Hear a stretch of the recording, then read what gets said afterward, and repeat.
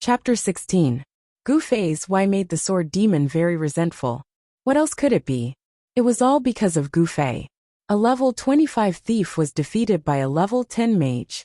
No one would believe that the sword demon still had the same strength as before. High level? What was the use of that? A mage 15 levels lower than you killed you. Do you still expect your level to help you make a name for yourself? The group of people all had the same thought. Within 2 days, they dispersed from the sword demon and cut off contact with him. However, the sword demon was convinced of his loss, so he didn't blame Gu Fei at all. It was just that Gu Fei had a blank look on his face as he asked why, which made Sword Ghost feel a little dissatisfied. Cough, that's nothing. Let's talk about this mercenary group. Are you interested? Asked the sword demon. Oh, it's nothing. Let's go take a look, said Gu Fei. In fact, he didn't want to participate in this kind of activity that needed to be organized and disturb his personal time. However, looking at the sword demon's expression just now and Fireball's nagging about the situation of the sword demon a few days ago, he already understood what was going on with the sword demon's guild. He felt a little apologetic. If he had known this would happen, he wouldn't have been so competitive. He would have just let him know a little, and let him understand in his heart. With the sword demon's personality, he definitely wouldn't have made things difficult for him and Fireball at that time. More importantly, Gu Fei knew the feeling of being ostracized by the people around him, and the sword demon was worse than him because of his appearance. This was simply too outrageous. It was too much for so many people to judge people by their appearance. Fortunately, he wasn't so ugly. It was human nature to sympathize with the sword demon and rejoice for himself. With apology, understanding and sympathy, Gu Fei felt that he should give up his personal space and fulfill sword demon's wish. It could be considered as giving him some compensation. The sword demon didn't feel that Gu Fei's promise was such a big favor. He just nodded and said, "Very good. We've arranged to meet in the afternoon. Come with me." Afternoon? What time in the afternoon? Gu Fei asked. 2 points, said the sword demon. Oh, okay. Gu Fei nodded. See you in the afternoon then. Sword demon nodded and re-entered the forest, returning to his training spot. As for Gu Fei, he stretched his neck and moved his shoulders. Then, he raised the long sword in his hand and charged at the monsters again. At 1:50 p.m., Sword Demon sent a message. Where are you? I'm going back to the city. Gu Fei had been training in the training area. He estimated that it was almost time, and quickly rushed back to the city. The parallel world didn't provide a way to quickly return to the city. The officials said that it was to make it as realistic as possible.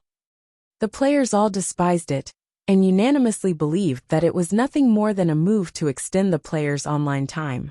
After the game started, there wouldn't be a monthly card, only a timer card. This was the best proof. Very good, replied the sword demon. Where did you guys agree to meet? I'll go there directly, said Gu Fei. Little raise bar, said the sword demon. Oh, I'll go there directly, Gu Fei replied. Speaking of this little raise bar, it was also a legend, because this was the first player in the entire parallel world to open their own shop. The requirement for a player to open a private shop was level 20, but this wasn't the key. The key was money, the money to buy a house. The system wouldn't interfere if they trained on the streets, and there were no city guards to find them. But to truly own a store like Front, they had to buy it from the system. Although the city in the game was large, there were only so many fixed assets such as houses, so the value was quite high. No one expected that a player could really open such a shop at level 20, and it was a bar that took up a lot of space. Where did he get so much money? All the players racked their brains and only came up with one solution. Use RMB to buy equipment from the exchange hall, and then sell it in the auction house for game currency. Rich people. Everyone sighed. After accumulating so much money, he opened a tavern. Everyone was puzzled.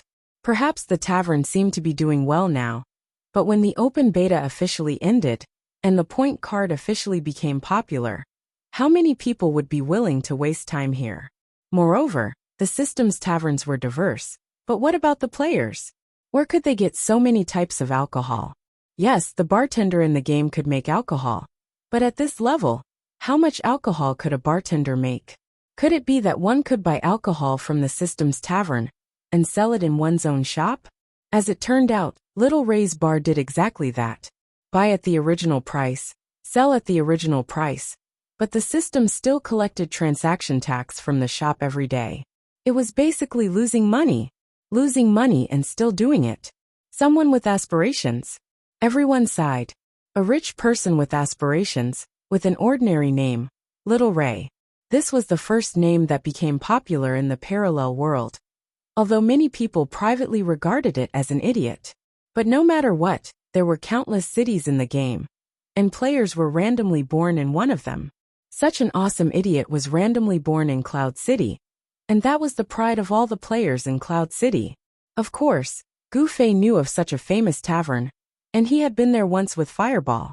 He had also seen the famous Little Ray personally standing at the bar to sell alcohol. He spent so much money, and now he was still losing money every day, but he chose to stand behind the bar every day to serve the public. He didn't even seem to have reached level 30.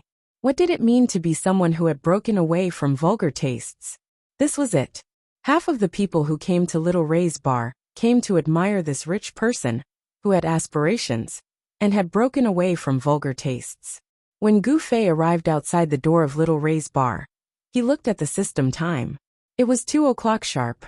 He took a deep breath and pushed the door open. He looked around and didn't find Sword Demon and his gang. He was about to send a text message to ask, but Little Ray had already greeted him. Do you need my help? Oh, I'm looking for someone. Goofy described the appearance of Sword Demon. His appearance was so shocking that even ghosts and gods would weep. Goofy had just started when Little Ray had already pointed there. Private room number 3. It was a tavern opened by players. Of course, it wouldn't be as old-fashioned as in the game. Little Ray deliberately took wooden stakes and made several circles around the wall. Each circle was regarded as a private room, which was the style of a modern bar. Oh, thank you, Goofy said. You're welcome. Call me anytime if you need anything. Little Ray's smile was a model of the service industry. Little Ray. Goofy raised his finger and said, I know. Your real name must be Lei Feng, right? Just kidding. Little Ray laughed. Goofy smiled and said goodbye to him. He walked towards private room number 3. It was surrounded by wooden stakes. He couldn't get out of the door, so he pulled a rag over the empty space as a curtain. Goofy grabbed the rag and shook it, as if he was knocking on the door. Come in, someone inside said. Goofy lifted the rag and walked in. He saw the guy facing the door. 1 word, beautiful. 2 words, beautiful. For words, how is this possible? For words, how is this possible? For words, it's actually a man? There was such a person sitting right next to the sword ghost, who was facing the door. If it weren't for the flat chest and protruding Adam's apple, Goofy wouldn't believe that he was a man. It was this person. One of his arms was on Sword Demon's shoulder. When he saw Goofy come in, he raised his arm and pointed at Goofy. Is that him? Sword Demon nodded and said to Goofy, You're here. Goofy nodded. I'm here. The beauty pointed to an empty seat opposite him and said, Sit. Goofy sat down. Only then did he look at the other 3. They were plain, ordinary, and had ordinary faces. Compared to Sword Demon and that guy, one ugly and one beautiful, these people were more like humans. They were so similar that Goofy couldn't find their individual characteristics. Let me introduce you, Sword Demon said to Goofy, and then started from Goofy's side. Unscathed in battle, warrior. Unscathed in battle was a middle-aged uncle. He looked very strong, and gave people a rather mature and steady feeling. Hello. He introduced himself as he stretched out his hand. I like warriors, so I will choose warriors no matter what online game I play. And I will always be the #1 warrior in all online games. Sword Demon added for him. Hello. Goofy took off his straw hat with his left hand, and quickly grasped it with his right. He found that the other party's grip was quite strong. This was inevitable. Warriors would certainly work hard on their strength. Goofy was a full agility mage. His bones went soft when he grasped it. Fortunately, the other party didn't deliberately make things difficult for him. He let go as soon as he grasped it. It seemed like it was just a habit. Gu Fei could only smile bitterly. It was the first time in his life that he had suffered a small loss in a handshake. This is Brother Yu. He must choose a random class to play online games. This time he is a knight. Brother Yu is good at collecting information and often notices details that others don't. Sword Demon introduced the second person. Brother Yu? You don't look old. Gu Fei reached out his hand. I'm sorry, but my name is Brother Yu. I took advantage of you. Brother Yu scratched his head in embarrassment. Then, he reached out his hand to shake hands with Gu Fei. His smile was very kind.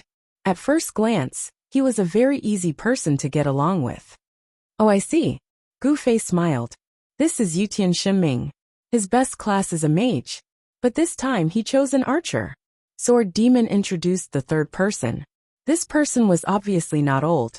There was no smile on his face. He had the kind of arrogance and defiance unique to minors. He was most likely a student. Hello. Gu Fei reached out his hand. Compared to the previous 2 times, his attitude this time was the most serious. This was because he knew that the best way to deal with this kind of child was not to treat him as a child. Instead, he let him feel that you valued him. He didn't expect that Yutian Shinming would be so childish that he didn't even fall for this. He didn't even reach out his hand. He just snorted through his nose. Okay. Damn child. Impudent. Gu Fei cursed in his heart. Finally, this is the one. Han Family Young Master, my old partner in the game.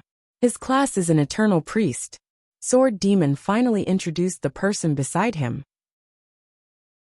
Chapter 17. It was undeniable that Gu Fei was judging people by their appearances. Of the 4 strangers in the room, he was the most interested in this person. The reason was none other than his extremely different appearance from the Sword Demon. Gu Fei suddenly thought of an ancient and mysterious legend. Beautiful girls would always choose an unattractive or mediocre girl as their partner, so that they could show off their beauty. Was the combination of him and the Sword Demon also because of this idea? As soon as this thought appeared in his mind, Gu Fei knew that he had guessed wrong. They were in-game partners. Before the parallel world. Which game required them to be face-to-face in real life?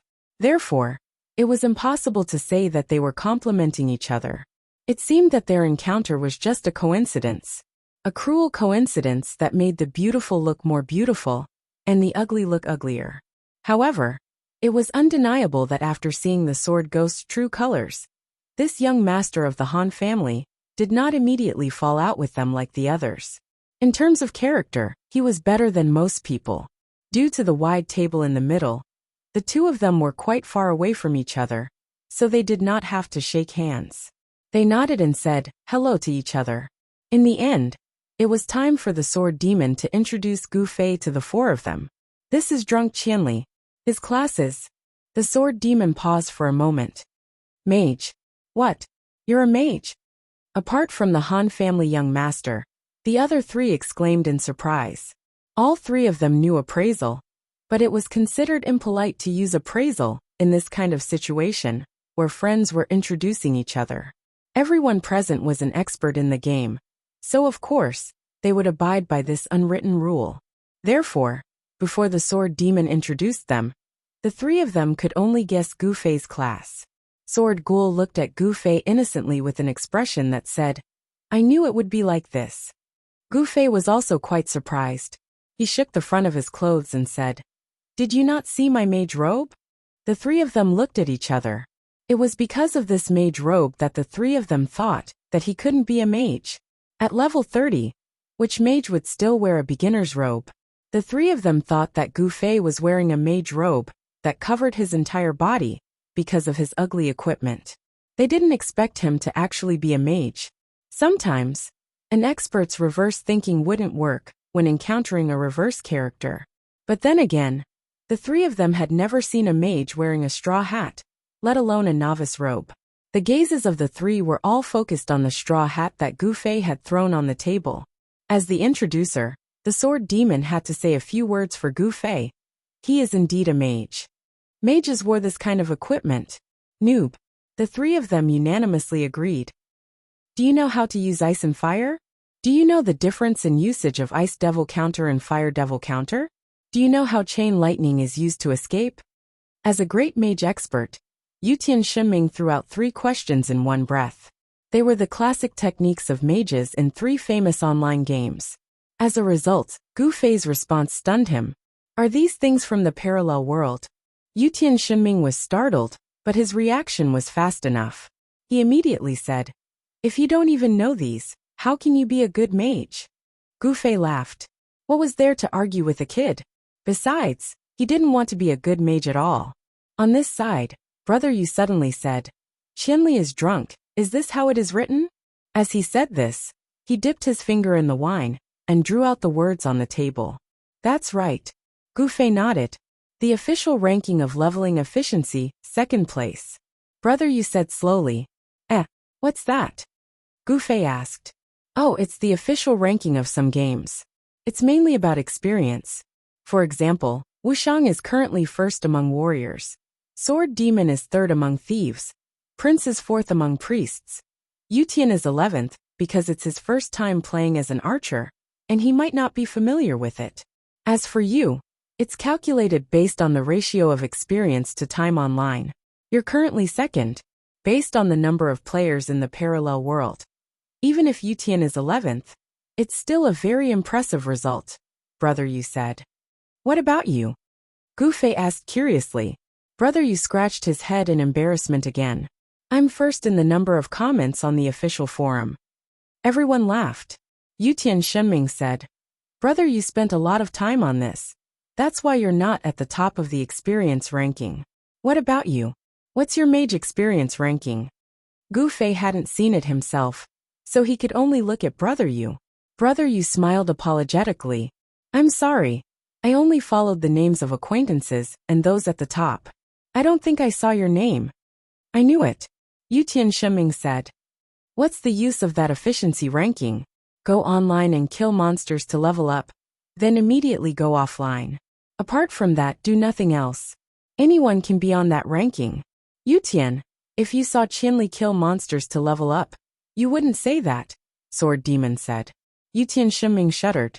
He suddenly remembered that Gu Fei was someone recommended by Sword Demon. With Sword Demon's skill in the game, he shouldn't have made a mistake, right? Thinking of this, he finally stopped talking. Gu Fei's curiosity was piqued. He asked Brother Yu, who's ranked 1st on the efficiency leaderboard. Hongqiao, Brother Yu said. So it's him. Gu Fei was startled. You know him? What's his profession? Sword Demon was interested. Originally, he had the same opinion as Yutian Shenming about this efficiency ranking, but after coming into contact with Gu Fei, he finally knew that there must be a hidden expert. Hearing that Gu Fei knew this person, he hurriedly asked for information. Hongqiao's true identity couldn't be revealed to outsiders. This was something he had specifically told Gu Fei, so Gu Fei shook his head. I've seen him, but I'm not familiar with him. I don't even know his profession. He didn't even know his profession. Obviously, he was really unfamiliar, so Sword Demon didn't ask anymore. But then again, Gu Fei really didn't know Hongqiao's profession. The introductions finally came to an end. Han family young master, who hadn't spoken until now, said, Then let's do it this way. Our mercenary group will temporarily consist of 6 of us. It's not easy to randomly meet 5 of us old acquaintances in Cloud City. Let the past grievances in the game be in the past. In this parallel world, we're all good brothers. The 3 of them nodded in agreement. When Gu Fei heard this, it turned out that these people weren't friends before. It sounded like there was a conflict between them. Who could it be? Gu Fei looked at them one by one, and felt that Yutian Shenming was the most likely. This kind of arrogant damn kid definitely had feelings for a top expert like Sword Demon. Han family young master continued. But I still have to say the ugly words first. I don't intend to play with the guild this time. My main focus is on the mercenary group. The mercenary group I want doesn't need a lot of people, but everyone has to be elite. If I find anyone who doesn't meet my requirements, I'll immediately kick him out. Gu Fei heard that these words were clearly directed at him. After all, he wasn't a veteran expert in the game like them. Just listening to Sword Demon's introduction, everyone might have doubts. But this was for the best. If they didn't like him, then quickly kick him out. Anyway, he was just here to make up the numbers because of Sword Demon's face. It would be the best to take a quick look. As Gu Fei was thinking, Han family young master continued. Now I've already received a mercenary mission submitted by a player. I can say that at the moment, this is almost an impossible mission. But this is for ordinary players. Everyone here is a famous expert. If we work together, and add a bit of luck, we can definitely give it a try. As long as we can complete this mission, brother, you can go to the forums for a few days, and wait for others to come and beg us. Haha. Gu Fei listened to this Han family young master's words in the beginning, but towards the end, it was a bit off. This guy seemed to be a bit narcissistic, but this was unavoidable. With such a pretty face, looking in the mirror every day would cause narcissism. Han family young master said 2 paragraphs, and raised his wine glass to moisten his mouth. His hand suddenly stopped halfway, and he stared at the wine glass in a daze. What's wrong? Sword Demon asked. It's really too beautiful. Han family young master praised. What? Sword Demon didn't understand. Look at the reflection of this face in the wine glass. It's really too perfect. Why did the heavens give me such a flawless face? How much pressure is this giving me? Han family young master had an intoxicated look on his face. Everyone laughed out loud. Sword Demon and brother, you were slightly better. One of them was an acquaintance, and the other was an intelligence expert. They probably had some understanding of Han family young master's problem. As for Gu Fei and the others, they were on the verge of breaking down. His intoxicated look was like a catalyst that made the 3 of them want to vomit. His expression didn't seem to be fake. Was there really such a narcissist in the world? Gu Fei only felt that it was an eye-opener. This trip was really worth it. The wine glass in Han family young master's hand was quickly snatched away by Sword Demon. He also returned to normal and cleared his throat. Now let's discuss this mission in detail. Brother Yu. Wait. Gu Fei suddenly said. What is it? Everyone looked at him. It's almost 2:30. Gu Fei said. Yes. Everyone nodded. I have something to do. Gu Fei was embarrassed. Everyone was surprised. I thought it was just 2 to join the group. I didn't know there were so many things to discuss. I have class at 2:30. Gu Fei said. Class? You're a student too? Yutian Shiming widened his eyes. At this moment, he suddenly felt that Gu Fei was quite friendly. No. Gu Fei looked at him and smiled. I'm a teacher. Yutian Shiming suddenly felt that Gu Fei's appearance was 10 times more hateful than before. Sorry, I have to go. Can we talk at night? Gu Fei said. Okay. Han family young master waved his hand. Then let's talk at night. Thank you. It's definitely not easy to join the group led by me. You have to grasp this opportunity. I have high hopes for you. Han family young master said. I'll try my best. I'll go first. Gu Fei wiped his sweat. This guy was too narcissistic. Chapter 18. After going offline, Gu Fei hurriedly went to do his own business, physical education. Because there were only 2 physical education classes a week, every physical education teacher would teach a few classes at the same time. This afternoon was the peak of Gu Fei's work, and he had to teach 3 classes in one afternoon. At this moment, Gu Fei was a little absent-minded. Although the people he met just now had different personalities, they all sounded like influential figures in the online gaming world. Speaking of which, his martial arts were top-notch, but his gaming skills were still lacking. Learning from these top-notch figures might be a good thing for him, to bring his martial arts to greater heights in the online gaming world. As he was pondering, he arrived at the field. The students were all lined up and waiting. Gu Fei immediately calmed himself down, and seriously led the students through the content of this class. At the same time, he sighed in his heart. My students are so obedient. Then he looked at that Yutian Shiming. He didn't know how to be polite at all. As he was thinking, A.F.A. submissively moved to Gu Fei's side. Teacher, haha. What's the matter? Gu Fei asked. What level are you? A.F.A. whispered. Gu Fei reminded him not to tell anyone about his teacher's gaming habits. Level 30, Gu Fei replied. Awesome, A.F.A. exclaimed. How can you talk to your teacher like this? Gu Fei's expression suddenly became stern. He thought of that impudent Yu Tianxinming. So there was such a person in his class. Fa's face was filled with grievance. He accidentally treated his teacher as a brother. Focus on your training. Don't think about gaming all day. Students should focus on their studies. Do you hear me? Teacher Gu Fei lectured. Fa was rebuffed. He bitterly said, I hear you. Then he hurriedly left. Gu Fei sat upright and continued to teach his students. This time, he had 3 classes, 3 exactly the same classes.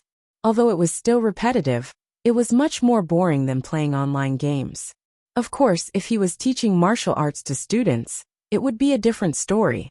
When the last class was about to end, the students lined up and Gu Fei began the after-class activity.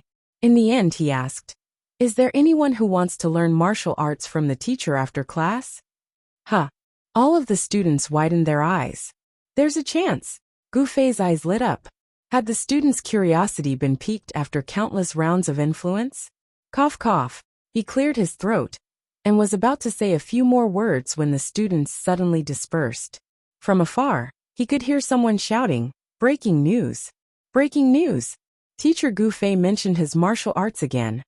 Looks like martial arts are really useless in reality. Gu Fei felt depressed. After getting off work and having dinner, Gu Fei returned to the parallel world. We've been waiting for you. Same old place. As soon as he went online, Sword Demon sent a message. Gu Fei hurried from the offline area to Little Ray's bar. The so-called offline area was actually a safe zone. The game required the players to go offline in a safe zone. The reason was that there were many players in the game. Going offline was actually equivalent to the system saving files. Concentrating them in a specific space could increase the speed and reduce the server's operating burden. However, players could also forcefully log off in non-safe zones. However, if something unexpected happened to the save file, such as missing the exquisite equipment obtained today, missing the EXP gained from leveling today, or even missing your character, the game developers would not be responsible. Some players suggested, what if I'm tied up by bad guys in the deep mountains and forests? I can't die, but I can't go back to the safe zone to go offline. What should I do? The system smiled. Online GM at your service. The players cursed. Because all the online gaming veterans knew that the biggest characteristic of online GM was that they would never be online. Gu Fei rushed to Little Ray's bar. Little Ray smiled and pointed to a private room. They're waiting for you there. Thank you. Gu Fei hurried over. The 5 of them sat in the private room, waiting for Gu Fei's arrival. You've been waiting for a long time? Gu Fei sat down. Not too long. Han family young master said lightly. Just one afternoon. Gu Fei was depressed. This guy was not only narcissistic, he was also sarcastic. Didn't we want to discuss the mission? Let's discuss it. Gu Fei said. We've already discussed it. Han family young master said. We'll leave immediately. We've finished discussing what each of us has to do. Your mission this time is relatively simple, so we didn't wait for you. Brother Yu smiled and explained. He was obviously a good person. Gongzi, you and Qianli should also briefly explain it. Especially what he has to do. Han family young master nodded and began to speak. The mission is to offer a reward for the capture of Black Dragon Cave's bandit leader, Suwa Tuesday.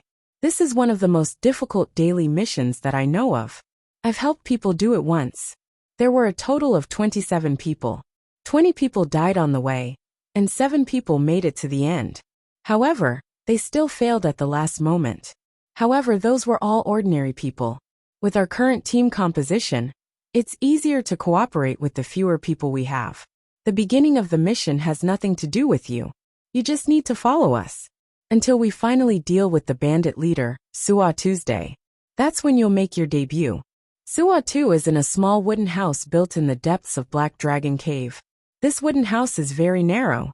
With so many of us in the room, we can't move around. If we're not careful, we'll be stuck in a dead end. Although the outside of the house is flat and spacious, once Suwa 2 leaves the house, he'll immediately blow the whistle, and all the bandits in Black Dragon Cave will come to help. So we must block Suwa 2 in the door. Then, you'll release the level 30 mage skill, Rapid Fireball. Rapid Fireball has an AoE effect. Although Suwa 2 will be blocked by our people, and you can't attack him directly. As long as you release Rapid Fireball into the room and let it explode, Suwa 2 will naturally receive damage. This will definitely be slower. But Suwa 2 doesn't have any health recovery skills or equipment, so we'll definitely be able to kill him. If the situation is stable, everyone can just treat it as burning skills. Everyone laughed. How is it? Your mission is very simple, right? Han family young master asked Gu Fei. Gu Fei nodded. Alright then let's go. I've arranged for players to meet at the entrance of Black Dragon Cave at 7 o'clock. It's about time. Alright, you guys go first. I'll catch up later. Gu Fei stood up. What? You have something else to do? Han family young master frowned. Gu Fei nodded. I'm going back to the Mage Academy to learn the level 30 skill, Rapid Fireball. After speaking, Gu Fei turned around and rushed out. He was in a hurry. Everyone in the room was dazed by Gu Fei's last sentence. After a while, everyone's eyes fell on Sword Demon. Their eyes were filled with doubt, denial and rejection. Sword Demon picked up his wine glass and pretended as if nothing had happened. Han family young master snatched the glass away. Sword Demon didn't make a sound. Sword Demon, you've made a mistake this time, haven't you? Yutian Shiming spoke first. Sword Demon said, I have confidence in his skills. Yutian Shiming snorted. You believe someone who doesn't even learn skills when he reaches level 30? Sword Demon also snorted. If you can use a level 10 mage to defeat my level 25 thief, I'll believe you too. What? The three of them heard this for the first time. After all, this wasn't something to be proud of. Sword Demon didn't want everyone to know that he had been defeated like this. Unfortunately, the four of them weren't convinced by Gu Fei, whom he had recommended. Sword Demon could only tell them about his shameful battle record. A level 10 mage had defeated a level 25 thief. Moreover, the thief was a subordinate of the number 1 online player Sword Ghost. If Sword Ghost had not personally said this, nobody would have believed him. Facing the four people's reactions, Sword Demon smiled bitterly. I didn't want to, but a loss is a loss, and I'm convinced of my loss. Level 10 mage? He only knows Fireball and Resistance Ring of Fire. How can he fight? Yutian Shiming muttered to himself. Although he didn't choose a mage, it could be seen that he still paid a lot of attention to mages. When he heard that something like this happened, he immediately began to think about what tactics the mage could use. His Resistance Ring of Fire is very high level, and you can't get close? Yutian Shiming began to guess. He didn't even use Resistance Ring of Fire. Sword Demon shook his head. Fireball's level is very high, and he wears equipment that increases fire damage. He can instantly kill you? He continued to guess. He only used the Fireball spell twice as a distraction, the Sword Ghost said. Then what did he use to hit you? Don't tell me it was the mage's fist. Sword Demon sighed. If you think that there's no control in the holographic online game, then you're wrong. When you see Qianli fight monsters, you'll know what extreme control is. Extreme control? The four were puzzled. This was just a name given by Sword Demon. Even Gu Fei himself didn't know that his kung fu was seen as control in the eyes of the top players in the game. Extreme control? Sword Demon nodded. How do you think he got his ranking on the efficiency leaderboard? It's all about control. The four continued to be absent-minded. After a moment, Brother Yu spoke first. Interesting. I'm going to study this Qianli's drunken. Yutian Shiming's face was still full of suspicion. He looked like he wanted to point at Sword Demon's nose and scold him for bragging. If this Qianli's drunken was as powerful as Sword Demon said, he would be the most unhappy one. It was because he thought that his mage skills were unparalleled in the world, that he had switched classes. Who would have thought that he would meet such a powerful character so quickly? An expert that even the number 1 expert in the online gaming world, the Sword Demon, admired? This was absolutely impossible. It was a hallucination. It must be Sword Demon's hallucination. Yutian Shiming muttered to himself. Unscathed in battle didn't say anything. His face didn't have the excitement of Brother Yu, nor did he have a bunch of complicated thoughts like Yutian Shiming. Han family young master just looked at Sword Demon and said, I know you never joke. Of course. Sword Demon said. I hope it's not the same this time. Let's go. Han family young master got up. Very good. Sword Demon responded. The 5 legendary experts of the online gaming world left with their suspicions towards Gu Fei. Chapter 19.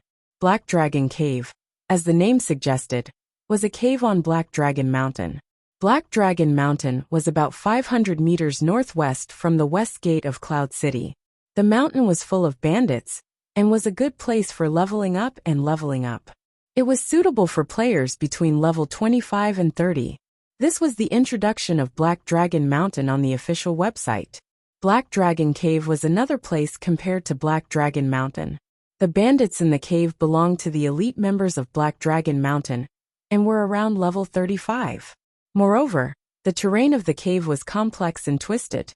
If a player got lost inside, and couldn't get out, the online GM wouldn't care about this kind of mistake. This was the official introduction. This caused the players to curse again.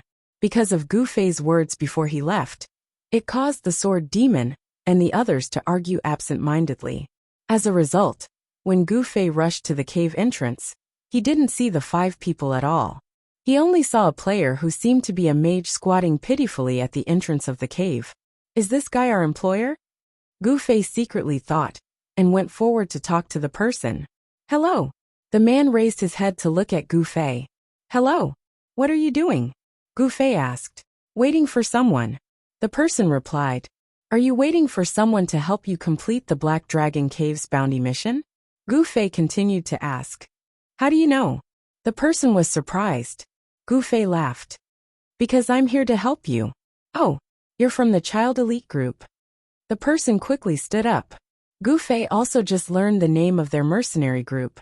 It was quite unpopular, but it was understandable.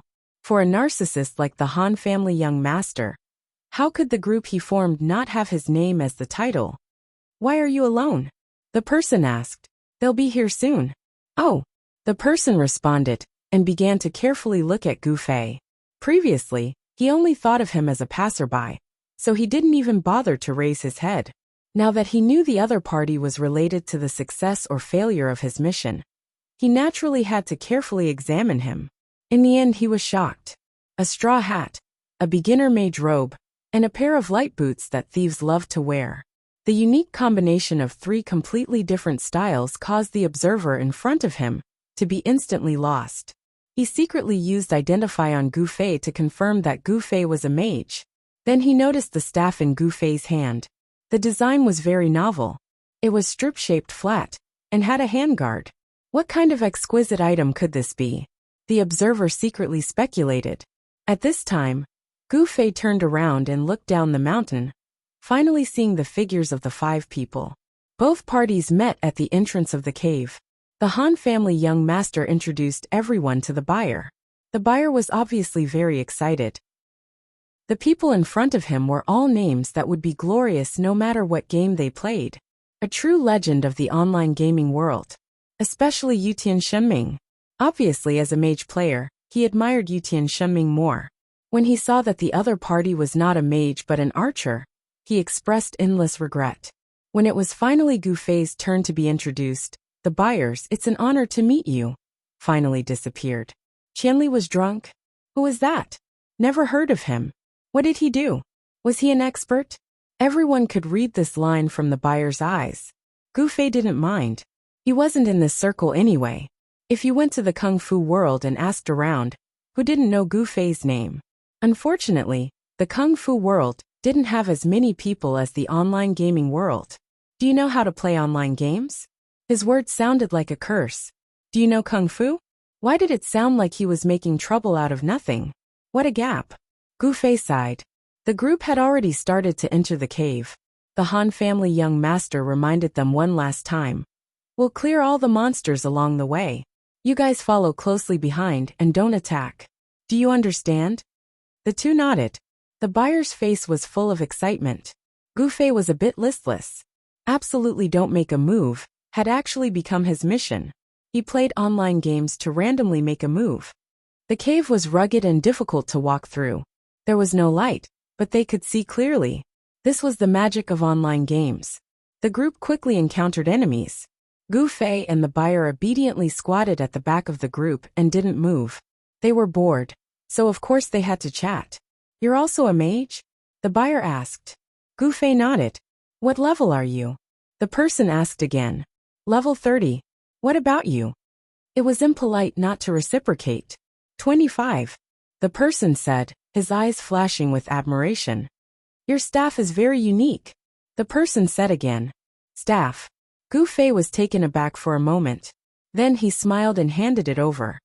Try it out. Really? The person was stunned, giving his equipment to someone else so casually. What an expert. He quickly took it and stroked it in his hand. When he calmed down and looked at it, he immediately shouted, Fuck! What staff? It was clearly a sword. A sword that looked like it was between a Japanese sword and a Tang sword. There were many weapons like this in the game. No one really cared about what it was. This weapon was a common white sword. There were many of them on the street. It was very unusual for it to appear in the hands of a mage. The buyer thought that this mage was probably just putting on a show. After all, a long sword at his waist looked much more handsome than a staff in his hand. I'll get one tomorrow. The buyer thought about getting closer to the expert and returned the sword. The two chatted as they walked. The battle in front of them was fierce. Monsters that were 5 levels higher than the players. In the parallel world, it wasn't easy to beat monsters that were higher level. If your equipment couldn't keep up with your level, don't even think about it. If your equipment was more complete, you had to consider the problem of efficiency. Only those with outstanding equipment could make good use of the advantage of being higher level. The experts in front of them not only had outstanding equipment, but their awareness was also outstanding. Yes, awareness. The controls in the holographic online game had actually become actual combat skills. Other than people like Gu Fei, how could normal players have such controls? Awareness became the main factor that determined the difference between players. Where did awareness come from? The use of knowledge, the accumulation of experience, etc., all of which were included, became awareness. The people in front of them were people with extremely outstanding awareness in the game.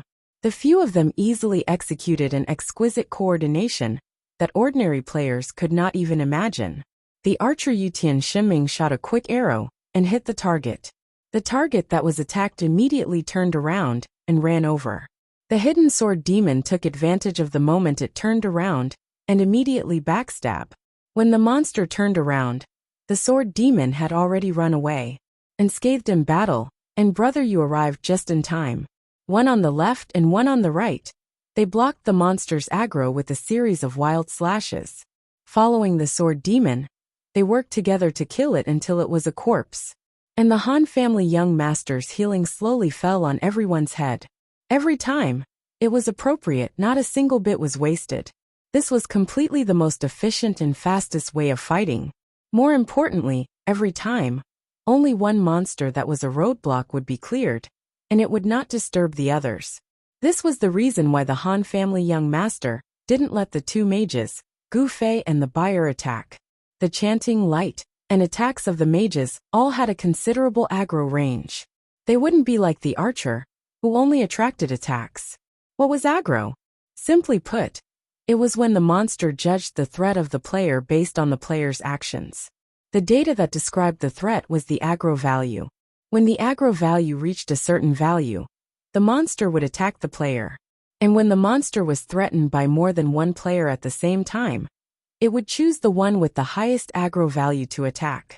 Because the mage's aggro range was too large, it was easy to attract 3 to 5 small monsters to attack at once. This was not what everyone wanted to see. The target of this mission was the bandit leader, so there was no need to waste time on the road. They had to complete the mission with the most efficient and fastest speed. This was the style that the Han family young master had always insisted on. Moreover, the parallel world would record the completion of all kinds of missions based on time. The name that would be recorded at the mission office was, of course, the name of the buyer who accepted the mission. But the name of the child elite group would be recorded in the hall of the mission office. This was the best way to prove the ability of a mercenary group. The team advanced in such an efficient manner that even the Han family young master couldn't help but praise. If it wasn't for the appearance of the parallel world in the online game that unified the world, it was hard to imagine that these experts would work together. Thinking of this, the young master of the Han family took a moment to look back. In the end, he found that Gu Fei and the buyer were like two tourists on a sightseeing tour, walking at an unhurried pace, supporting each other and pointing at the scenery inside the cave. The two of them did not even look at the exquisite teamwork of the few people. The Han family young master couldn't help but feel a little depressed. It was fine if he was a stranger, but Gu Fei was one of the members of this team. Compared to the others who had interacted with each other in many online games, Gu Fei was very unfamiliar with them. Therefore, he had to quickly understand the characteristics, style, and habits of each member in the team. Only then could he effectively integrate into the team and become the finishing touch to the team's cooperation. But this guy didn't seize the opportunity to observe and learn. Instead, he was chatting with a level 25 lousy mage who didn't know what he was talking about. The Han family young master was furious. But at this moment, he didn't have the time to teach Gu Fei. The few guys who were struggling at the front still needed him to take care of them. The priest was actually a very busy and tired character. Many girls thought that this class, which healed people and didn't need to be stained with blood, was the most suitable for girls. But in fact, an excellent priest must have a good overall view, high concentration, calm judgment, and the ability to make decisions at critical moments, as well as the ability to seize the opportunity. This was something that very few female players could achieve. Therefore, although there were many girls playing as priests, the real top priests were all male players. The Han family young master was such a character. In the previous games, his partner Sword Demon was the leader, and he was the support. But this time, the holographic game was a big blow to Sword Demon.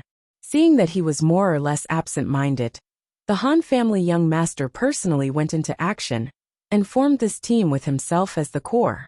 With his perfectionist character, he couldn't bear to see Gu Fei, the new recruit, not working hard at all and treating the mission as a vacation. If not for the fact that he couldn't spare his hands, he would have rushed back and pointed at his nose and scolded him. Chapter 20. Sword Demon and the others were focused on clearing the monsters in front, and had no time to pay attention to what was behind them. Moreover, they weren't as stubborn as Han family young master. He thought that if they were on a quest, even if they had nothing to do, they should still pay attention to what others were doing. The party advanced into the depths of the Black Dragon Cave. Han family young master always wanted to find a chance to turn back and teach Gu Fei a lesson. Unfortunately, having done this quest once, he knew that there was no chance for him to do so this time. The deeper they went into the cave, the higher the level of the monsters and the denser they were. If they wanted to continue advancing like this, without alerting any extra monsters, they couldn't even take a wrong step. They had to kill their way to the deepest part of the cave. There was a stone door there, but the small boss guarding the mechanism was also quite strong. After killing it and opening the mechanism of the stone door, it would be the one room of the bandit leader Su Tuesday. Han family young master calculated their progress and the time, but he didn't know that an accident had happened behind them.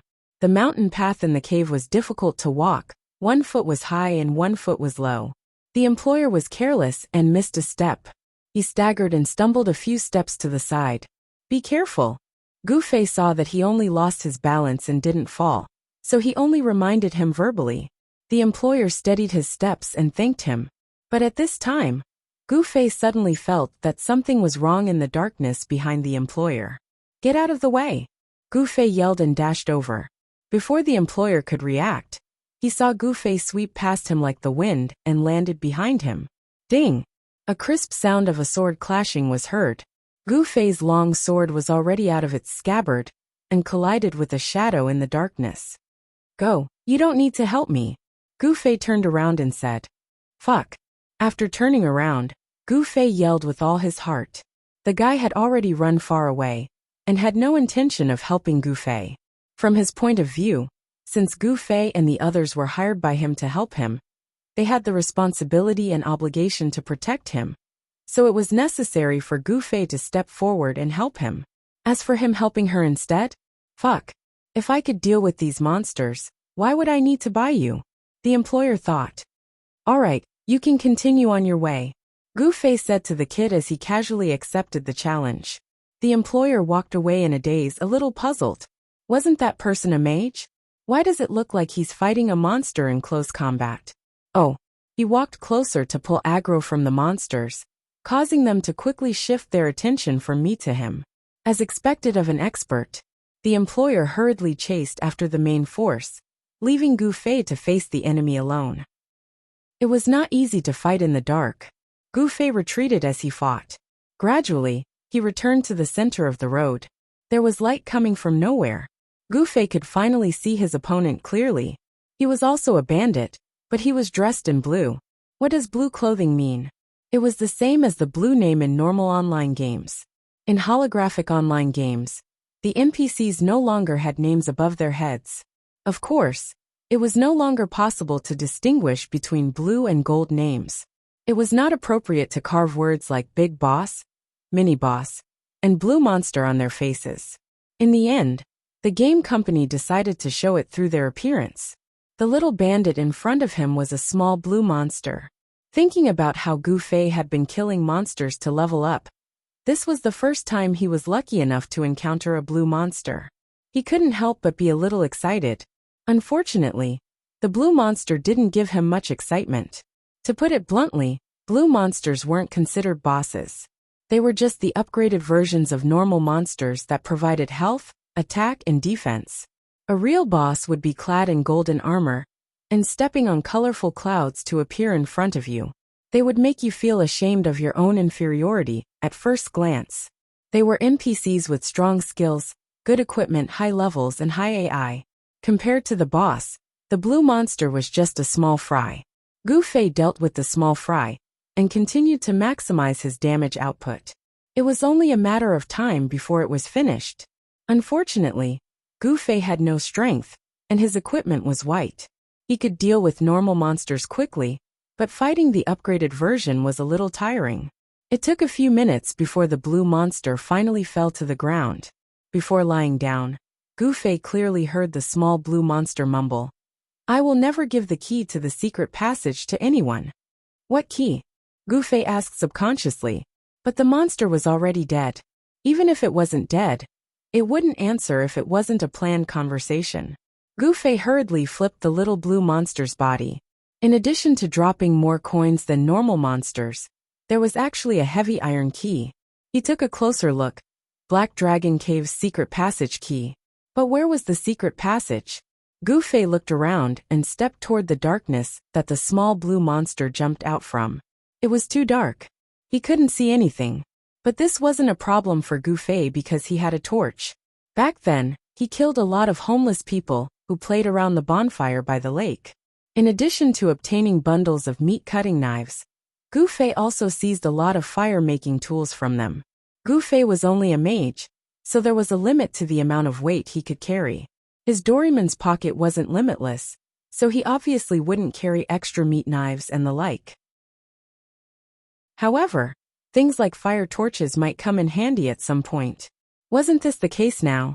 Gu Fei felt lucky for his foresight. He took out a torch from his pocket and lit it. The darkness lit up. Gu Fei immediately found a large iron plate on the ground. One end of the plate was locked together by a huge lock. He inserted the key. He had just seized and twisted it. The huge lock opened. After taking it off, Gu Fei lifted the iron plate, and a hole the size of a person appeared in front of him. He put the torch in and shone it. There was a passage the size of a person below. Gu Fei quickly sent a message to Sword Demon and received a system notification of message reception closed from the other party. They were in a tense and intense battle. Of course, they didn't want to be disturbed by messages. Sword Demon and the other's message reception was closed. Everyone was together anyway. If there was anything they could just shout. It was better to wait until the mission was completed. Gu Fei closed the iron plate and returned to the road. He was stunned again. In front of the cave, the small monsters that Sword Demon and the others had cleared when they passed by had respawned again. It was just a level 35 monster. It wasn't difficult for Gu Fei. But the point was that Gu Fei wasn't like Sword Demon and the others. He was familiar with the distribution of each monster's position, aggro range, and a bunch of other data. If Gu Fei continued to move forward now, he was afraid that the small monsters in the entire cave would be cleared. In short, it was troublesome. God's will. Gu Fei sighed and turned back to open the iron plate. Maybe if I go from here, I'll go around in front of them and scare them. Gu Fei went into the secret passage with a mischievous mentality. Although the secret passage was narrow, it was much easier to walk than the path in the cave. Gu Fei held the torch in front of him to explore the way. He was always on guard in case there was an ambush inside. In the end, it was safe all the way. Gu Fei came to the end of the secret passage, a huge stone door. He reached out and pushed with all his might. The stone door slowly opened, but it had the tendency to bounce back and close at any time. Gu Fei pushed and squeezed and finally got through. He let go, and the stone door closed again. He pushed it twice, but the stone door didn't move. Open it. He was sweating from pushing it just now. It was impossible to open it like this. Gu Fei was a little dissatisfied with his own strength. It seemed that he could consider adding some strength. After leaving the stone door, he looked around. It was empty. He didn't expect to find such a flat and spacious place in the cave. Gu Fei immediately noticed a small wooden house, standing alone on the flat square. Suo 2 is in a small wooden house built in the depths of the Black Dragon Cave. Although the outside of the house is flat and spacious, Gu Fei recalled what the Han family young master said when he introduced the mission. He had actually arrived at his destination. So this secret passage was the shortcut to this mission. Gu Fei was happy. Since no one had come yet then, Gu Fei held the saber in his hand and walked towards Suo 2's small wooden house. He admired the strategy designed by the Han family young master, and their exquisite cooperation along the way was seen by Gu Fei. If he really followed the Han family young master's plan, he was afraid that it would be more daunting than dangerous. However, admiration didn't mean that he liked it. What Gu Fei liked was direct, face-to-face combat. Luring monsters, blocking monsters, pulling aggro. Gu Fei had often heard of these terms, so he had a rough idea of what they were. These were all things that reflected the skill of an expert in the game. Unfortunately, Gu Fei was different. He wanted to become an expert in this game, but he didn't want to rely on his in-game skills. Instead, he wanted to rely on his martial arts. This was the reason why he came to this parallel world. After killing monsters for so long, Gu Fei had always been looking forward to a difficult boss for him to challenge. Now he finally had this opportunity. It had to be known that this kind of quest boss wasn't that easy to find. The system would randomly issue quests every day. There were countless quests that required him to deliver a letter to a chicken, but these kinds of challenging high-level quests were very rare. Even if it did appear, it would be a huge stroke of luck to receive it. Therefore, when the employer received this quest, he didn't hesitate to spend money to hire people to help him complete it. Thinking about it this way, joining this mercenary team wasn't bad. He would often take on difficult quests, which would give him more opportunities to challenge himself. As Gu Fei thought about it, he was already outside the wooden hut. Inside was an NPC, someone who wanted to chop off his head to complete the quest. Of course, Gu Fei wasn't bored enough to knock on the door and greet him. He kicked the door open and shouted, "Suatu." It seemed like this method could also attract the aggro of the monster. The guy lying on the bed flipped over, picked up a large knife at the foot of the bed, and slashed at Gu Fei. Gu Fei swung his knife to meet it. Crash! So strong. Gu Fei blocked it, but he couldn't withstand the force. He was sent flying by Suatu's knife. Suatu roared and rushed out of the hut. Gu Fei's face turned green. He still remembered what the Han family young master said. As soon as Suatu leaves the hut, he will whistle for his underlings.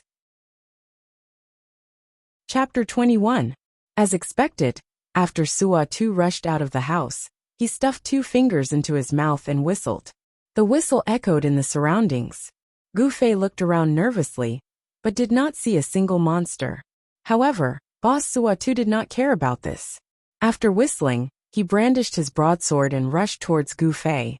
Suatu was a humanoid monster that was about the same height as a normal person. However, his upper body was bare, and his face was also very fierce. He was in line with the official rule of, as long as it was a monster that players needed to kill, it must have a disgusting appearance.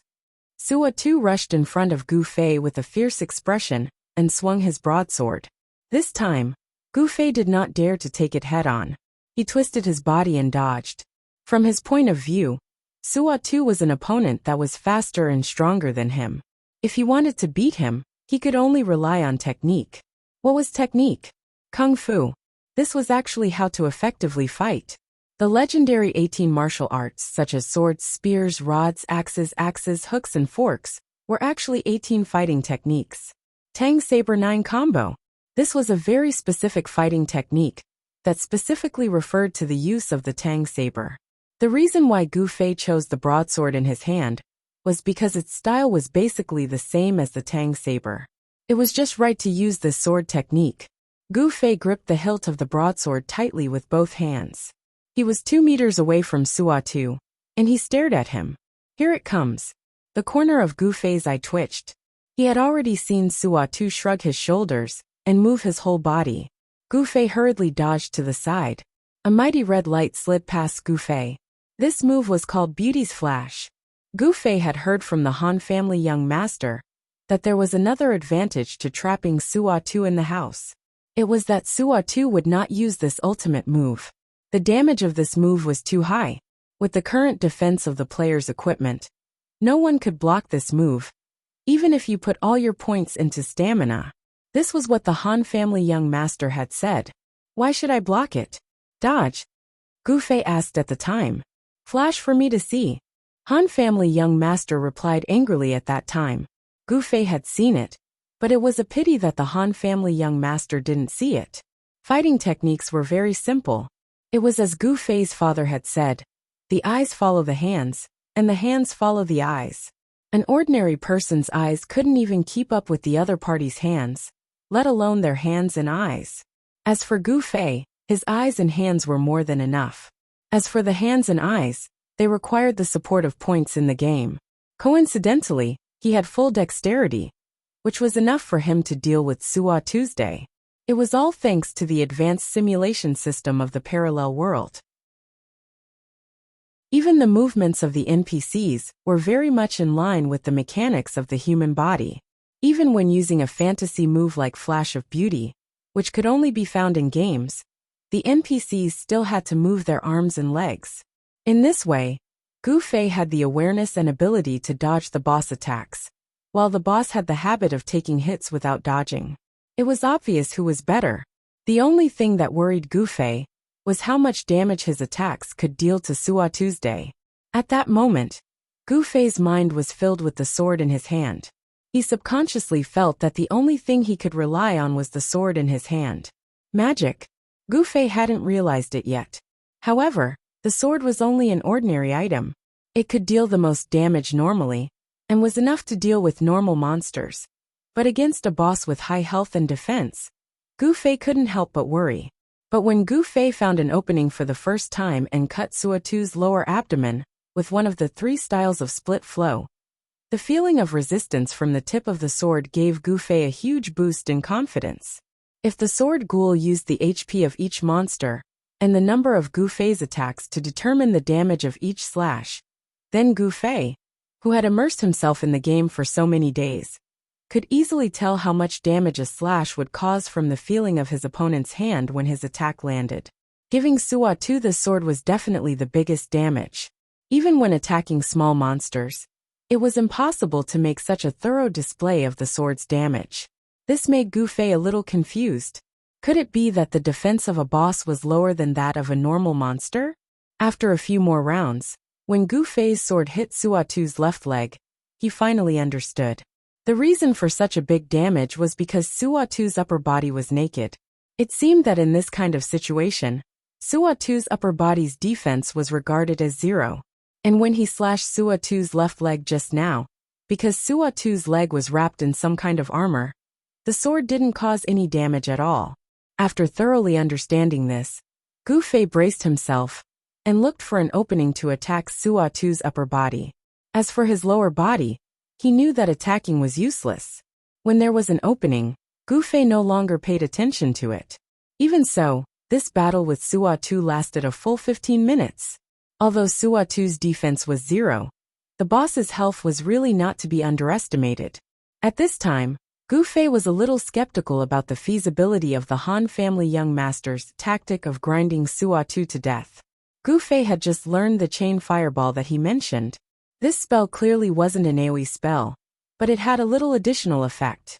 With that little damage, if he wanted to grind Suatu to death. Damn, they didn't even have to go to work the next day. Suatu, whose injuries were all on his upper body, was automatically decapitated the moment he fell. Moreover, the severed head was automatically wrapped up. Gu Fei smiled. After all, this NPC was made to look like a living person. If players really killed him, and then cut off his head, wouldn't that be too cruel and bloody? He picked up the bag and looked at it. The label was head of the bandit leader. But at this time, Gu Fei was trapped at the bottom of the cave. The secret stone door that he had snuck in couldn't be opened from this direction, and the door that the sword demon and the others were going to break through from the front. Gu Fei didn't find any opening mechanism here. It seemed that he could only wait for them to kill their way over and open the door before he had a chance to get out. With nothing to do, Gu Fei strolled into Suatu's small wooden house. As soon as he entered the door, he heard a weak voice say, "Who are you?" Gu Fei was startled. Before he could respond, the voice had already started babbling. Gu Fei heaved a sigh of relief. This was the style of an NPC in the parallel world. Asking, "Who are you?" was just to make you aware of his existence. The rest of the nonsense was the legendary explanation of the plot. Next, "Are you willing to help me?" the weak voice said. "So it's a quest," Gu Fei muttered to himself. He didn't pay much attention to the NPC's mutterings. He seemed to be saying that he came out from somewhere to look for something, and ended up being captured by bandits here. He was unyielding, so he was tortured half to death. Now he only had one breath left. Fortunately, a hero like Gu Fei appeared. He hoped that Gu Fei could help him complete his unfinished business, and so on. Gu Fei didn't even think about it, and chose to accept. It was a quest. He wouldn't lose anything by accepting. Even if he didn't want to do it in the future, he could cancel it at any time. As for the quest information that he didn't hear clearly, it didn't matter. There would naturally be an introduction on the official website, and he could check it at any time. After hearing Gu Fei agree, the guy who was on his last breath immediately said, "Thank you. Take my badge. Good luck." The dying man stretched out his hand to Gu Fei. Gu Fei took the item in his hand, and he immediately stopped breathing. Gu Fei looked down at the badge in his hand. There was no information, only the name of the badge, Eddie's badge. The badge's information was shining with a golden light. This was a word that only high-end equipment in the parallel world would have. Eddie's badge, all attributes +6. This was just the beginning of the quest. He hadn't done anything yet, and he had already obtained such a powerful item? What kind of quest is this? Gu Fei was surprised. Frankly speaking, an item with all attributes +6 was far inferior to equipment like Frostbite's memories, which had a single attribute +25. Although the total attributes it increased were 5 points more than Frostbite's memories. In reality, no character would increase all their attributes equally. From the perspective of maximizing one's greatest advantage, this Eddie's badge was actually of little value. However, a golden equipment was a golden equipment. Its appearance seemed to indicate the value of this mission. Even though Gu Fei wasn't very interested in the quest, he couldn't help but be moved. He immediately opened the quest interface and saw that there was a quest in his quest column. Eddie's quest. Eddie, who embarked on this journey to complete his quest, unfortunately met with misfortune in the hands of the mountain bandits. Can you complete his quest for him? That was the only sentence in the quest introduction. This was how the quests in the parallel world worked. The information was all in the NPC's dialogue. The quest column only informed the player of the existence of the quest, but there were no other hints. Why would players who weren't satisfied with doing quests on the streets carry small notebooks in their hands and crazily memorize anything the NPCs said? Gu Fei put the badge on his chest and looked down. He felt that his outfit was a little out of place, so he put it on under his clothes. The badge was a type of accessory. As long as it wasn't in Doraemon's pocket, it would be useful no matter how it was carried. At that moment, Gu Fei felt his own strength. All attributes plus 6 was equivalent to an increase of 30 attribute points. It was equivalent to leveling up by 6 levels. Right. I wonder if there's anything good in Suatu's place. Let's go through it quickly. As Gu Fei thought about it, he buried his head in the room and started rummaging. At that moment, Sword Demon and the others, who were still outside the cave, had finally reached the final juncture. There was a small boss guarding the door, and there were many small bandits around. It was quite difficult to deal with. The few of them used all their strength to clear them all. Unscathed in battle, who was in charge of pulling the aggro of the monsters, almost died. Fortunately, Sword Demon came to help him at the last moment. At that time, Han family young master's mana was almost depleted, so he couldn't help at all. Only his old comrade, Sword Demon, could instantly sense his predicament. After the battle ended, everyone checked their injuries. Other than Han family young master and Yutian Shenming, who specialized in ranged attacks, the other 3 were all in a difficult situation. All right. Han family young master comforted everyone. The troublesome matter has ended here. The following battles are just to kill time. The monsters here will only respawn after 5 minutes. Everyone can take a break to recover their HP. Qianli, it's up to you now. Qianli? Han family young master turned around and saw his employer standing behind him with a strange expression. Where's Qianli drunk? Han family young master looked around. Chapter 22. Everyone stared at each other. They had all fought their way here, and didn't have the time to pay attention to the guy behind them, who was walking forward with both feet raised. As long as they followed the route set by the Han family young master, even if he was a weak mage, he wouldn't need protection, right? Where is he? The Han family young master stared at the buyer who was laughing and chatting with Gu Fei. We accidentally attracted a monster on the way here, and he blocked it so I could go first. The buyer said. This was normal, but it was strange that he hadn't come back after so long. They had been clearing monsters along the way, so how could Gu Fei be slower than them? Could it be that after he finished killing the monsters on the way have already respawned? Brother, you said. A path that required the cooperation of 5 top-notch experts was not something that a single mage could pass alone. Wait, let me ask him. Seeing that the Han family young master's beautiful face was covered in a layer of dust, the Sword Demon hurriedly opened a message to contact Gu Fei. If it was really as brother you said, then they could only go back to pick him up. After working together for so long, they were already a bit tired. If they went back again, they would definitely be annoyed and complain. So it was hard to say if they would still be able to cooperate. Everyone stared at the Sword Demon with an expression as if they wanted to vomit blood. Who knew that after the Sword Demon sent a few messages, his eyes would widen and finally walk to the mechanism, reaching out his hand to open the mechanism of the stone door.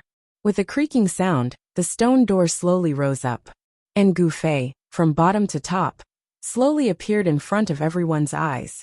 His left hand held onto the long sword that shouldn't have been carried by a mage like him. His right hand held a bag. A calm smile hung on his face as he looked at them and said cheerfully, "Why are you guys so late?" The few of them stared at him in a daze and forgot to speak. Gu Fei walked out from the door and threw the bag in his right hand into the arms of the buyer, saying, "What you wanted?" The buyer took a look and was even more surprised. The Han family young master and the others were even more dumbfounded until the Sword Demon asked, "What's going on?" "I found a secret passage over there. I called you guys, but you guys didn't reply. I walked through the secret passage and ended up inside. After that I killed Suatu and brought back his head." Gu Fei said. "How did you kill him?" Han family young master was in disbelief. Gu Fei waved the knife in his hand and pointed it at the Han family young master. "Impossible." The Han family young master waved his hand and flicked the knife aside. As he spoke, he walked inside, followed by the others. On the square, Suatu's headless corpse was still lying there in a miserable state. The Han family young master, who had seen Suatu once before, said, Why isn't Suatu wearing any clothes? Everyone looked at him with a strange look in their eyes. To be honest, anyone who saw the Han family young master's appearance would have some doubts about his sexual orientation. The Han family young master ignored everyone and muttered to himself, "He wasn't like this last time." Gu Fei spread his hands, expressing his ignorance, and said, "Anyway, his upper body doesn't have any defense at all." "Oh, I see." Everyone came to a sudden realization. From their understanding, if it was a completely defenseless unit, then a mage's damage would be quite shocking. Mages were long-range attacks, and Suatu, other than that ultimate skill, was a close-range attack. This Gu Fei must have used some unknown method to block the monster, or some other method to grind Suatu to death. However, Suatu's body really was covered in knife wounds. But this could have been done after Suatu's death. It seemed like he didn't want others to know about his special mage fighting style. The knife in his hand was also a pretense. Everyone thought this way. Only the sword demon looked at Suatu's corpse in a daze. "Where is the secret passage you mentioned?" the Han family young master asked. Since they felt that Gu Fei was hiding his fighting style, the experts didn't ask about the process. This way, Gu Fei led them forward. With their combined strength, the stone was pushed away. Gu Fei said happily, "Then we can go out from here. We don't need to kill monsters on the way." The few experts were a little depressed at this time, silently following behind Gu Fei into the secret passage. When they came to the exit and pushed open the metal plate, the little blue monster that held the key didn't appear again. This place wasn't far from the cave entrance, so it didn't take long for them to return to the outside. "Mission complete," the Han family young master announced. The buyer nodded and took out a bag of money from his pocket without saying anything. The Han family young master took it and looked at it. He nodded and said, "There's no mistake about the money. As for the other things, I hope you'll keep to your end of the bargain." The buyer nodded and had an excited expression on his face. "I'll definitely do it. Your mercenary group's strength is really amazing. I only now understand what's going on." "What did you say?" the Han family young master asked. The buyer laughed. "Don't hide it from me. You guys were making a ruckus, right? You guys held back the thieves outside, while Brother Qianli went in through the secret passage to fight the boss alone. You said that Suatu would gather followers, but at that time you guys were blocking the entrance. This way, the thieves couldn't go in at all, so you gave Brother Qianli the chance to fight the boss alone. You guys pretended not to know about the secret passage. Hehe, you don't have to do this. I won't tell anyone about your fighting style. Even if I did, how many people are like Brother Qianli, who can fight the boss alone?" the buyer said and looked at Gu Fei with admiration. "What are you talking about?" Gu Fei was at a loss. "Hey, nothing. If there's anything in the future, I'll definitely look for you guys. I'll be leaving first." The buyer gave Gu Fei a thumbs up and turned around to go down the mountain. "What did he say?" Gu Fei asked the experts. The experts all felt awkward. The Han family young master coughed twice. "Cough, did this Suatu drop anything good?" "Nothing at all," Gu Fei said. "We just found 2 money bags in his room." Gu Fei said as he took them out and handed them over to the Han family young master. The Han family young master stared blankly. But in the end he still took them and waved his hand at them. "Let's go back and split the money." The others replied with "oh," but anyone could hear how listless these "oh" sounds were. It didn't seem like they were going to split the money. Little Ray's bar became this group's stronghold. After returning to Cloud City, everyone silently headed there. Little Ray seemed to be quite familiar with these people. He raised his hand and pointed at an empty room. They went in and sat down.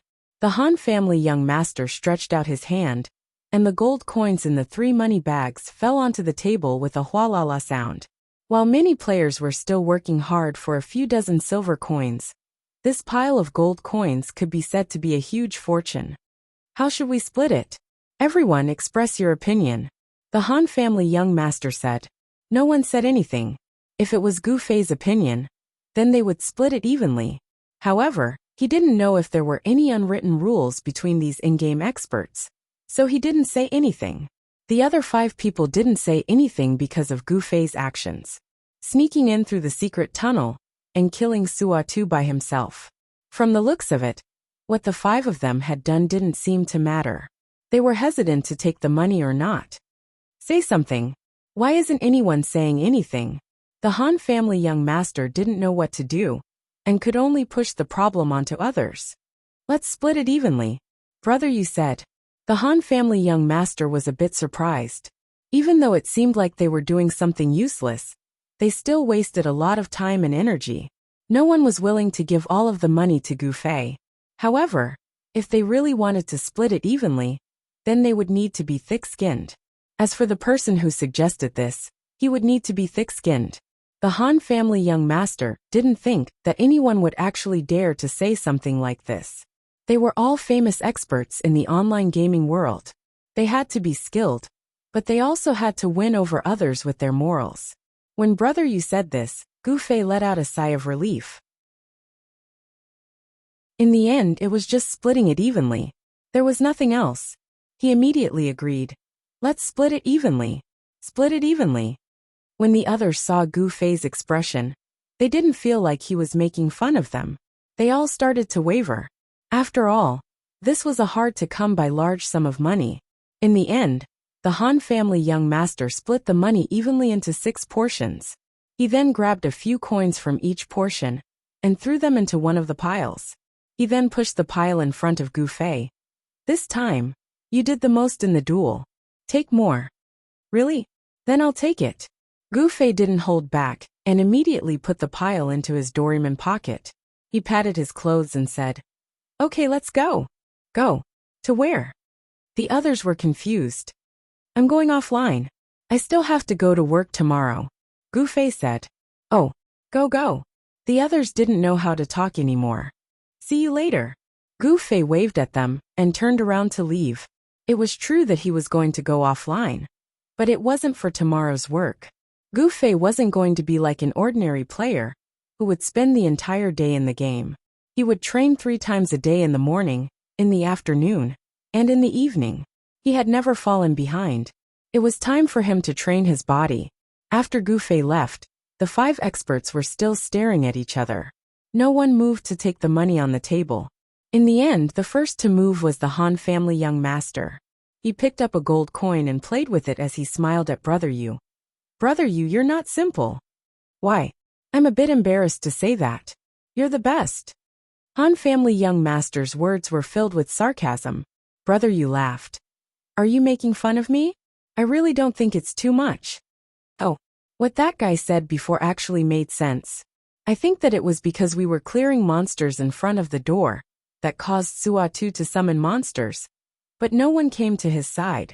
This created an environment for Qianli to fight alone. Han family young master thought about it and nodded. That's true. That battle was a bit difficult. I thought that it was because of the system's adjustments. Now that I look at it, it was actually Suatu's summon that caused the thieves to rush over. In the end, they were blocked by us. Luckily I healed them a few times. Otherwise, they might have been wiped out. Ha ha ha. Everyone's expressions were different, but most of them showed admiration towards Sword Demon. It was hard for him to form a golden partner with such a person. So, it's not too much to split it evenly. Even if there was a bit. Didn't you give him more just now? Brother, you said at this moment. That's right. Come everyone, take the money. Han family young master called out. Everyone took the money into their pockets, but the atmosphere didn't change. Money was just a small matter for these experts. What they really cared about was that there was a player who did something they couldn't do. Fight the boss alone? The few of them were thinking about this question. Then, they could only laugh bitterly. Not to mention the fact that he was topless. Even if he took off his pants and didn't have any defense, I still wouldn't be able to beat him. Chapter 23. After logging out of the game, he still had to go to the so-called safe zone. Gu Fei left Little Ray's bar and hurried to the safe zone. On the way, he passed by the guild building and saw that it was bustling with people. Now that he was level 30, guilds had sprung up in the game like bamboo shoots after a spring rain. 2 days ago, Fireball came to ask Gu Fei which guild he was going to join. Later, When he saw that Gu Fei seemed to be indifferent, he gave up and carefully chose a guild on his own. I wonder if Fireball found a guild to join, Gu Fei muttered in his heart. He opened his friend list and glanced. Fireball wasn't online. Fireball's time online was rather irregular. He couldn't guess what he did at all. Gu Fei pondered to himself. When he looked up, he bumped into someone. Gu Fei stumbled. He couldn't help it. His body was just that weak in the game. Fortunately, he had just put on the Eddie's emblem. Otherwise, without the 6 points of vitality and strength, he might have been knocked to the ground on the spot. It's you. Gu Fei raised his head and saw who it was. Shi Xiaotian. Shoo. Shi Xiaotian made a shushing gesture. Help me. He turned around and hid behind Gu Fei. With Gu Fei's physique from practicing martial arts, it was extremely easy for him to completely hide such a graceful girl. Just as Gu Fei was about to ask what was going on, he saw a little girl rush to the intersection. She looked around and only saw Gu Fei.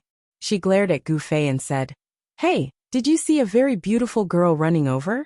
Kids nowadays really didn't know any manners. Gu Fei frowned. The Gu family was a martial arts family. It could be said that they retained many of the old customs. In terms of etiquette, they were much more particular than normal families.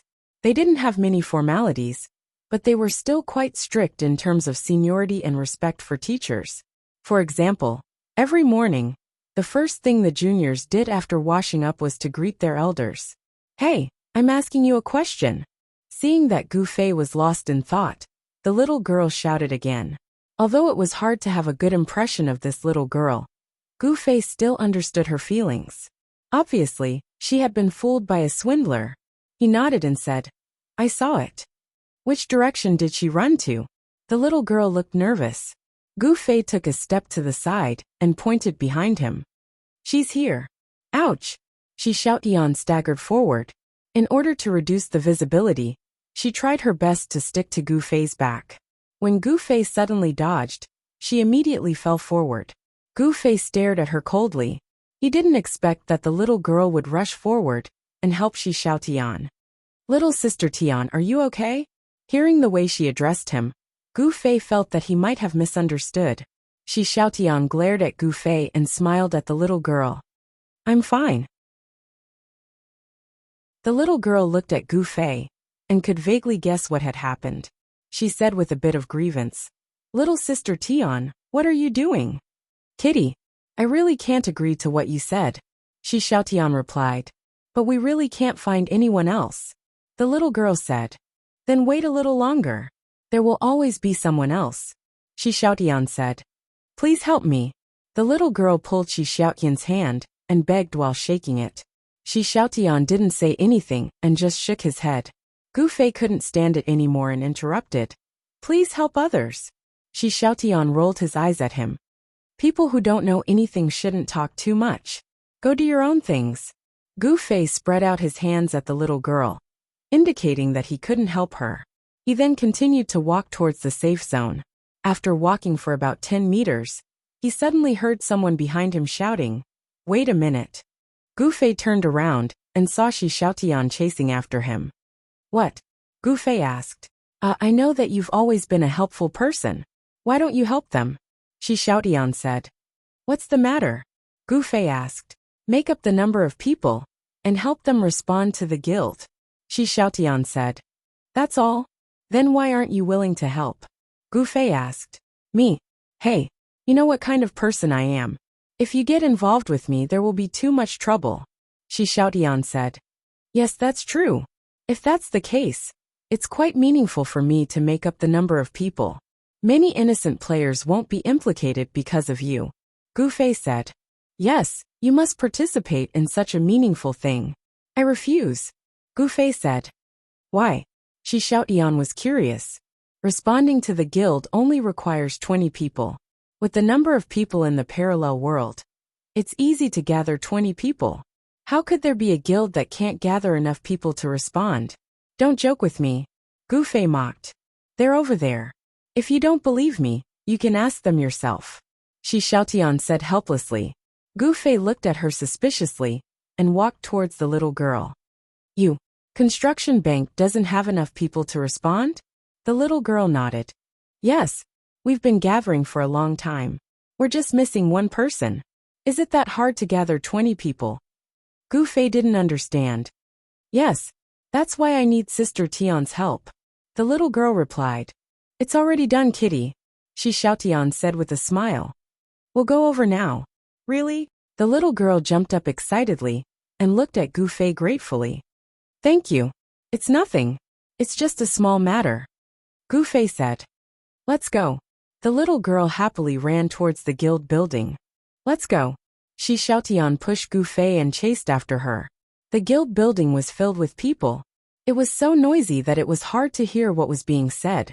Calls for people to join could be heard from all directions. Guild of 4 guilds. You've helped with all the quests. Come and respond. Beauty, come to our guild of small guests. We'll give you your salary every week. Home of warriors. The guild leader is a level 30 warrior. Those who like warriors come and respond. The calls made Gu Fei completely believe that although there were many people, it was not easy to gather 20 people to respond to a guild. There was a reason why Fireball hadn't found a home yet. There are too many people. Kitty, go to Little Seven's side. We'll go to the response area. I'll let you know when we get there. Let Little Seven respond, Shi Xiaotian said to the little girl. The little girl responded and squeezed to the other side. Shi Xiaotian dragged Gu Fei and squeezed in the opposite direction. Near the response area, the people were even more crowded. At this time, those who came to choose a guild response were regarded as prey by the surrounding players who were soliciting customers. As soon as Gu Fei showed his head, he was immediately caught. Brother, what level are you? Come and join our guild. Respond to us, respond to us. Another person rushed out from the right. None of you are allowed to snatch him from me. Shi Xiaotian revealed his rugged side. He's mine. None of you are allowed to snatch him from me. Shi Xiaotian said as he grabbed Gu Fei and dashed towards the window. For the convenience of the players, there were sometimes some facilities in the game that didn't have much of an atmosphere. For example, this response area was a touch control screen. It didn't match the style of the game at all, but it was something that couldn't be helped. The two of them lined up and gradually arrived in front of the screen. After Shi Xiaotian sent the message, he nodded to Gu Fei. You can respond now. What's the name of the guild? Gu Fei had already opened the search bar. Rebirth Amethyst, Shi Xiaotian said. Gu Fei typed in and looked. Sure enough, there were already 19 people responding. One more person, and the guild would be established. He immediately clicked on the response button. Ding! The system notification sounded in his ear. Gu Fei received a series of system notifications. Guild Rebirth Amethyst is officially established. Player Qianli Drunk has become a member of Rebirth Amethyst's guild. Please refer to the guild panel for more information about the guild. Done, Gu Fei said.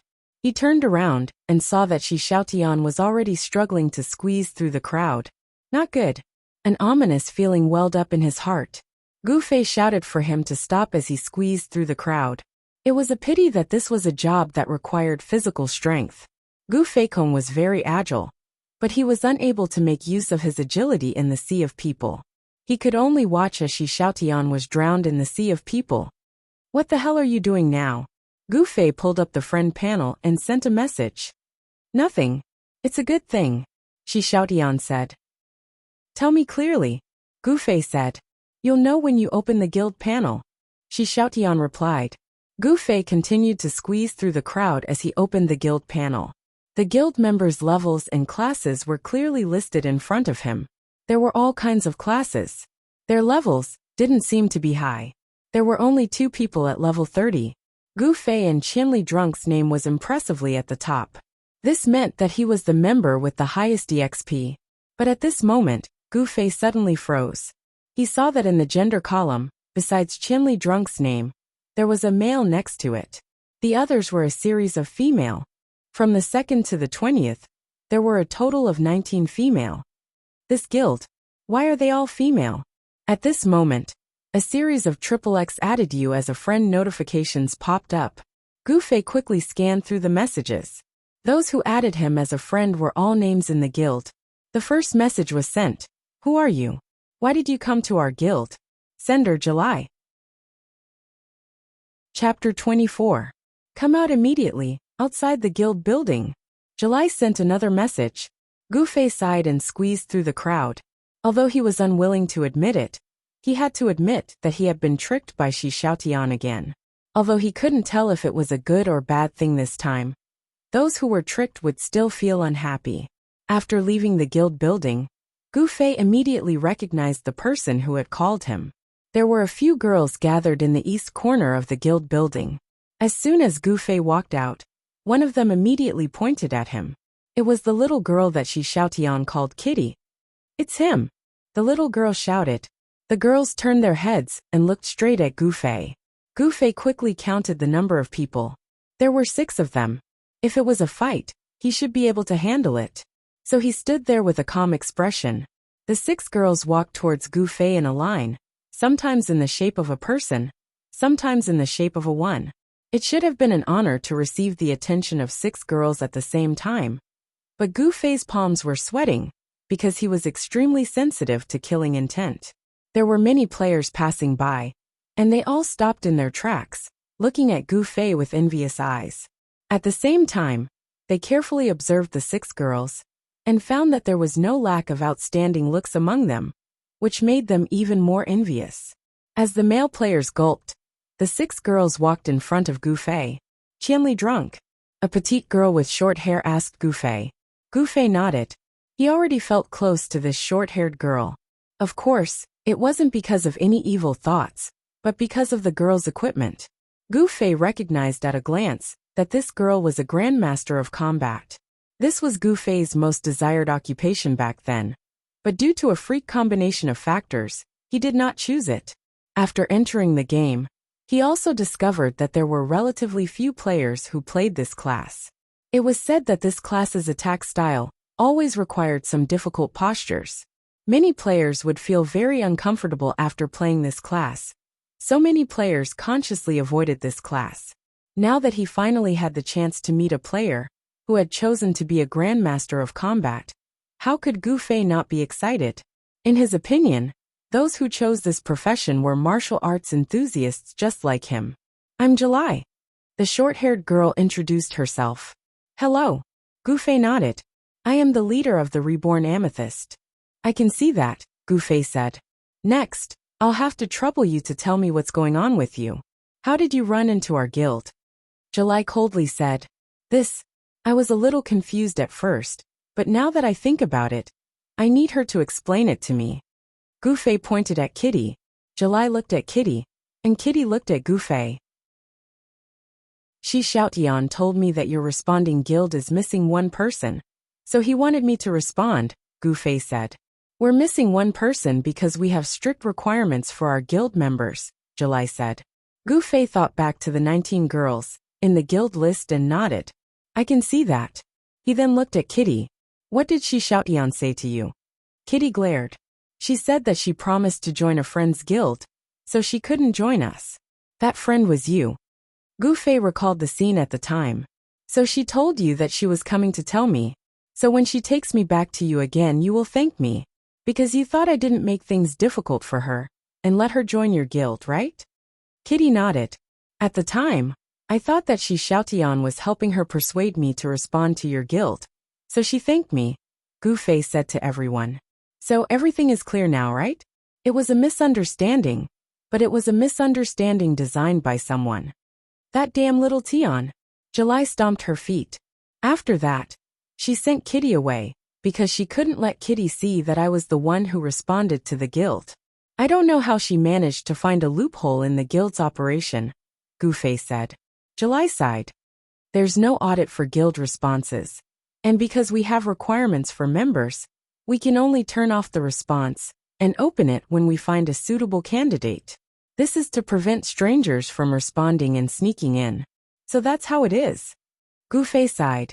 The other girls looked at each other and couldn't help but complain about Shi Xiaotian. However, it seemed that they only complained verbally, and there didn't seem to be any real hatred, which made Gu Fei quite puzzled. The girls gathered together and whispered, gradually distancing themselves from Gu Fei. Gu Fei saw that there seemed to be nothing left for him to do, and it was getting late, So he hurriedly ran to a safe point and went offline. The girls briefly discussed for a while and finally made up their minds. Hey where is he? July turned around to talk to Gu Fei, only to find that Gu Fei was already gone. Where did he go? July opened her friend list and saw that Qinli was offline. What kind of person is this? Why did he leave before we finished talking? July was so angry that she stomped her feet. The girls all started to complain about Gu Fei again. Achoo! Gu Fei, who rushed to the rooftop to practice boxing after going offline, couldn't stop sneezing. Damn, who's talking about me like that? Gu Fei speculated from a traditional point of view. The next day, just 1 second after going online, Gu Fei's message notification already sounded. He quickly opened it and saw that it was from July. Where is he? Where is he? Where is he? Where is he? Where is he? Where is he? Where is he? Where is he? Where is he? Where is he? Where is he? Where is he? Where is he? There were 7. Where is he? It seemed that this girl really liked the number 7. What do you want? Gu Fei asked. What's wrong with you? We didn't finish talking yesterday. Why did you run away? July complained. What else? Gu Fei asked. Come over and talk. July replied. Where? Xiaoluo Street B17. That's right. Although the city in Cloud City wasn't as big as it was in real life, it was still very different from the situation of walking from the east gate to the west exit in a few steps. The city was already so big that it needed to name the streets to differentiate the roads. There were many houses on the streets, and the system only took up a small portion of them. Most of the houses were for sale. Xiaoluo Street B17. Someone probably opened up a new shop. Gu Fei muttered to himself as he walked towards Xiaoluo Street. In the game, the player's level was the most important factor in determining the game's market economy. As more and more players crossed the threshold of level 30, many industries in the game began to rapidly develop. Foundry, weaving, mining, farming, and so on. While most players chose to carry large bags and walk the streets to do direct sales, there were also some great RMB warriors who directly bought houses and opened up shops. As a result, apart from street names, house numbers also came into being. B17. B17. Gu Fei muttered this number as he walked up to the door. It was a strange shop that didn't have a clear sign like the other shops. Instead of a normal shop's sign, there was a strange design. It was a diamond-shaped object that glowed with a faint purple light. Gu Fei didn't know what it was, so he didn't dare to rashly push open the door and enter. Instead, he chose to lightly knock twice. The door quickly opened and Gu Fei saw July and a few other girls. Some he had seen yesterday, some he hadn't seen before. He followed July into the room and sat down. The other girls were all sizing up Gu Fei, but their expressions were all different. He could see that most of them were rejecting him, and only a few of them seemed to be indifferent, welcoming, or intimate. How awkward. Not a single one of them, even July, who was sitting across from him, had a helpless expression in her eyes. What do you want? Say it, Gu Fei said to July. Seeing that he wasn't welcome here, Gu Fei also wanted to quickly get things done and leave. July opened her mouth, but didn't say anything. Her face showed a hesitant expression. If you have something to say, just say it. Gu Fei smiled. This time I'll have to thank you for your help in responding to the guild, July said. A pale opening speech. Gu Fei knew that this wasn't the main topic, so he just nodded lightly and quietly waited for July to continue. However, since you've seen the composition of our guild, you should know our requirements for members, right? Gu Fei suddenly understood July's meaning. He was sincerely happy about this and quickly said, I understand what you mean. Hehe, alright, I'll leave the guild myself. As Gu Fei said this, he brought up the guild panel and was about to do something when he saw July's expression change. She shouted at him, No. Chapter 25. Swoosh, swoosh, swoosh, swoosh. All eyes were on him. Swoosh, swoosh, swoosh, swoosh. A few girls rushed over nimbly. Whoosh, whoosh, whoosh, whoosh. They had already surrounded Gu Fei. Brat, what do you think you're doing? One of the girls slammed the table boldly and shouted at Gu Fei. Gu Fei looked at her and felt a wave of excitement. Hey, another grandmaster of combat. This was the first girl he had seen today. This girl was not bad looking, and had a healthy skin tone like chocolate. These were just the main points of Gu Fei's observation. He was surprised that two of the girls had chosen the Grandmaster of Combat class. As he thought about it, Gu Fei's eyes began to wander over the others, trying to see if there was a third girl who had chosen the Grandmaster of Combat class. When this girl saw that Gu Fei was indifferent to her question, her eyes paused on her for a moment and immediately turned to search for other targets. That focused gaze was too much like a pervert choosing a suitable prey, and she was actually the first to be eliminated by this pervert. No matter what angle she looked at it from, she couldn't help but feel angry. She immediately stepped forward and blocked Gu Fei's gaze, yelling, "Brat, what are you looking at?" Gu Fei frowned. In this day and age, girls who spoke so rudely could only be seen in movies and television. Online games were really a magical fertile ground. As he sighed, Gu Fei shook his head. Nothing. His nonchalant attitude completely angered this violent girl. She waved her fist and was ready to PK. July shouted, fiercely, "It's nothing. He said he wants to leave the guild." Ah! This girl called fiercely was stunned, and her waving hand involuntarily dropped. The girls who had gathered around also looked at Gu Fei with astonishment on their faces. "What's wrong?" Gu Fei looked at everyone's expression. "Did I misunderstand? Didn't you want me to leave the guild?" As soon as he said that, the girls looked a little uncomfortable, and a few of them even looked a little apologetic. July saw that she had no choice but to say, "You didn't misunderstand. We want you to leave the guild, but not now." "What do you mean?" Gu Fei didn't understand. "Do you really not know, or are you pretending to not know?" Boldly and fiercely said, "The minimum number of members in a guild is 20. Once the number of members falls below this number, the guild will automatically disband." "Oh, then hurry up and find someone to join. Then I can quit, right?" As Gu Fei spoke, for some reason, the image of the Han family young master appeared in his mind. He wondered what would happen if that guy joined this guild. The girls looked at each other, and finally July said, "We will find as soon as possible. Before we find a suitable person, I hope you will be wronged for the time being." "What's there to feel wronged about?" Gu Fei smiled and stood up at the same time. "When you find someone suitable, just kick me out. Is that all? If there's nothing else, I'm leaving." He stood up and walked a few steps to the door, but he felt that it was quiet around him. Gu Fei looked back, and felt that the atmosphere was a little too cold. Coincidentally, he saw that Fiercely was also looking at him, so he nodded and said, "Fiercely, this name is good." "What do you mean?" Fiercely was indeed hot-tempered. Once he heard that there seemed to be a deeper meaning in Gu Fei's words, he immediately leaped up and dashed behind Gu Fei. His body leaned forward, and his right fist was already coming over. In the end, Gu Fei did not say anything. He gently pulled the door open, and his body had already dashed out. He turned around and smiled. "I'm leaving." Then he closed the door. Galloping meteor. Walking on the street outside the house, Gu Fei thought silently. This was an attack skill of the Grandmaster of Combat. Compared to normal attacks, it had higher speed and power, and it also had a sprinting effect. No matter how I look at it, the Grandmaster of Combat is still more handsome. Gu Fei looked down at his mage robe, and felt incomparably sad. Inside the room, after Gu Fei left, the silence lasted for another half a minute. The first to come back to her senses was still July.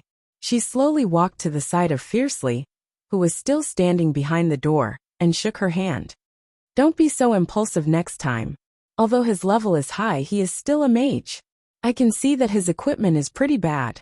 If he had accidentally been hit by you, he would have been killed instantly." Fiercely turned around and looked at July. She said in a daze, "He dodged it." What did you say?" "I said that he dodged my punch just now," Fiercely said. The girls immediately surrounded him, and in the midst of all the talking someone asked, "Weren't you just trying to scare him?" Fiercely smiled bitterly. "I looked at him and wanted to really punch him, but I don't know how he dodged it the moment he opened the door." The girls were all a little surprised. They had been together for a long time, and they more or less knew each other's background. Fiercely wasn't just a Grandmaster of Combat. This girl had been fighting since she was young, and was very passionate about things like punching and kicking. It was said that she had secretly gone to the dojo to learn a few moves. Reality also proved that this girl's punching and kicking skills were really extraordinary. In this brand new simulation game called Parallel World, she was the fastest to learn. While everyone was holding their weapons and looking at the NPC monsters, she was already swinging her fists and kicking the monsters into a frenzy. She was even yelling in satisfaction at the same time. Fiercely's level wasn't the highest among the girls, and she was currently only level 26. But when it came to PK, she had no problem fighting 4 or 5 girls at once. She was also quite proud of this. In the past, the experts in online games were all useless in this game, but she, who had only learned a few days of punching and kicking, had a huge advantage. Moreover, she had chosen the Grandmaster of Combat class, so she felt like a fish in water. In addition, with her personality and hobbies, although she was a girl, she had no lack of PK in the game. What was even more amazing was that she had never lost, even if she met an opponent whose level was higher than her. After a few rounds, she felt a little smug, as if she was the #1 expert in the world. Facing a mage like Gu Fei, she was confident that one punch from her would be enough to make him look for his teeth on the ground. Who knew that he would just pull the door open, and her punch would silently dodge it? This kind of effortless movement seemed to have the demeanor of an expert. Fiercely, could it be that he's also trained? One of the girls asked. No, Fiercely said with certainty. How do you know? Then he should be like me and choose a Grandmaster of Combat. At the very least, he should choose a close combat class like a warrior or thief. What did he choose? Mage. Is he an idiot? Fiercely said. Maybe they're here to play games. Unlike you, you're here to fight in games. Fiercely curled his lips, expressing his disdain. Fiercely, then tell me seriously, how do you think he dodged it? July asked. It's an illusion. Fiercely blinked his eyes seriously. It must be an illusion. The girls all dispersed. Fuck, you're looking down on me. Fiercely swung his fist and rushed over. There wasn't enough space in the room, and a bunch of people rushed out of the door one by one, running onto the street. July watched the girls chase after him, and could only smile bitterly. That person seems alright. A voice sounded from behind her. Little Luo, don't be smitten just because you see a handsome guy. July didn't even need to turn her head to know who it was. No, I'm being serious, don't you think? Little Luo replied. Oh, that's true. I don't think he's that annoying, he's friendly. July said. So there's no need to reject him so much. Before we find a replacement, let him participate in our activities. Okay, July answered ambiguously. Then I'll bring this to him. Little Luo walked to the table where July had just sat, and picked up a coat of arms. You're still saying you're not smitten? July laughed. I'll go check it out first. Little Luo smiled, and also left the room. There was no one else in the room. July shook her head with a bitter smile, looked around the room, and also walked out the door. Before she could close the door, she suddenly heard a voice above her head.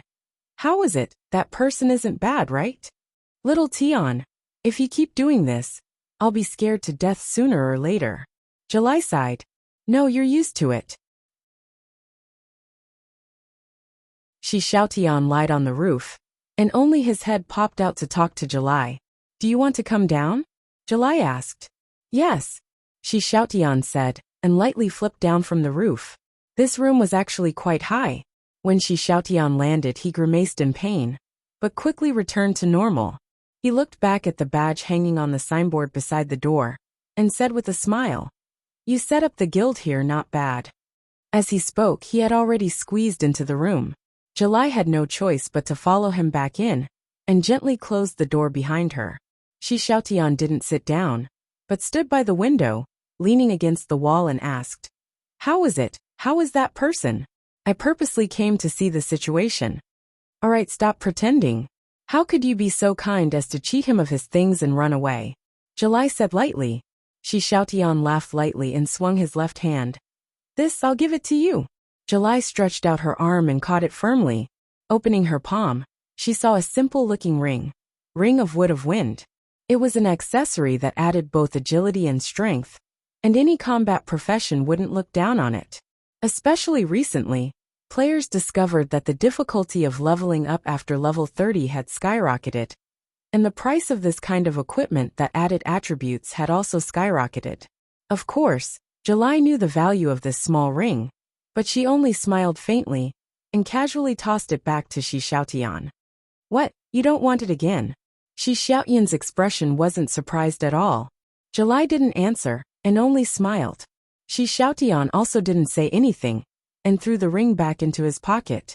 He tilted his head to look out the window a few times, and then said, I know, compared to me and any other person, the person you're not willing to join is me, right?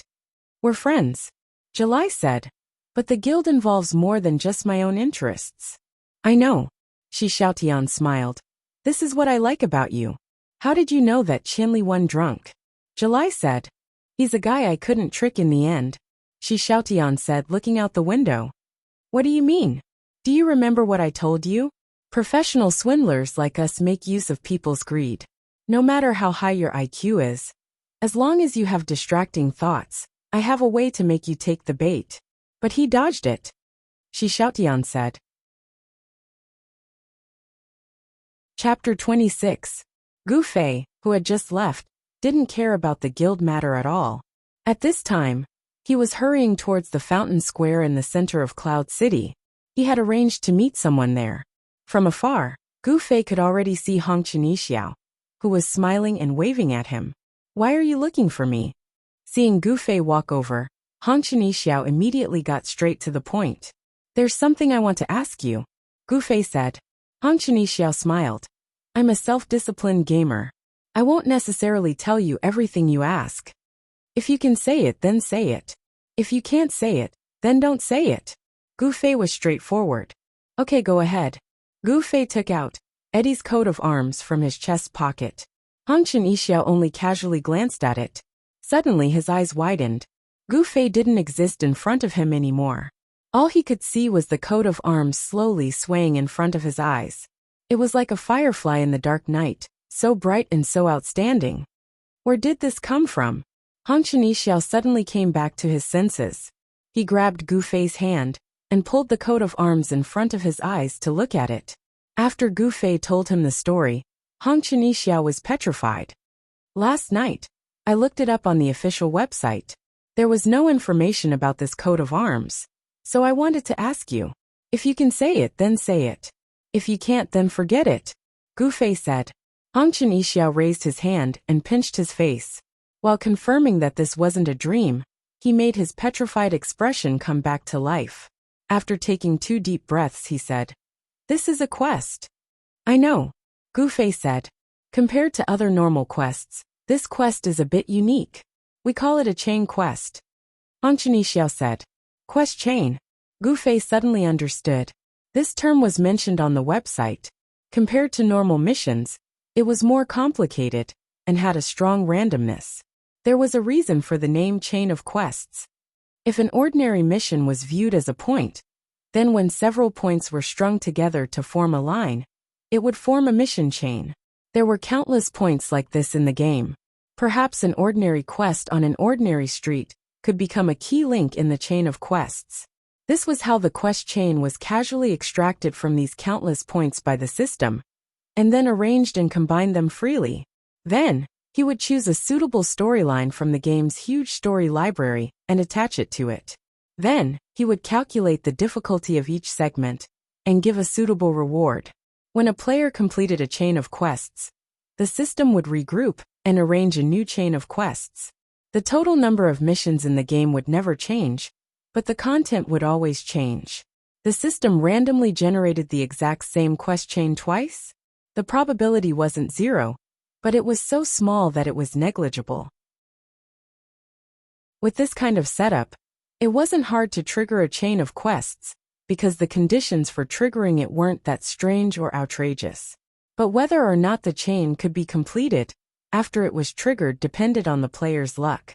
Because the points that formed the chain of quests were randomly arranged, it was possible that the first step was very simple, like buying something or delivering a letter, and the second step was an extremely difficult battle.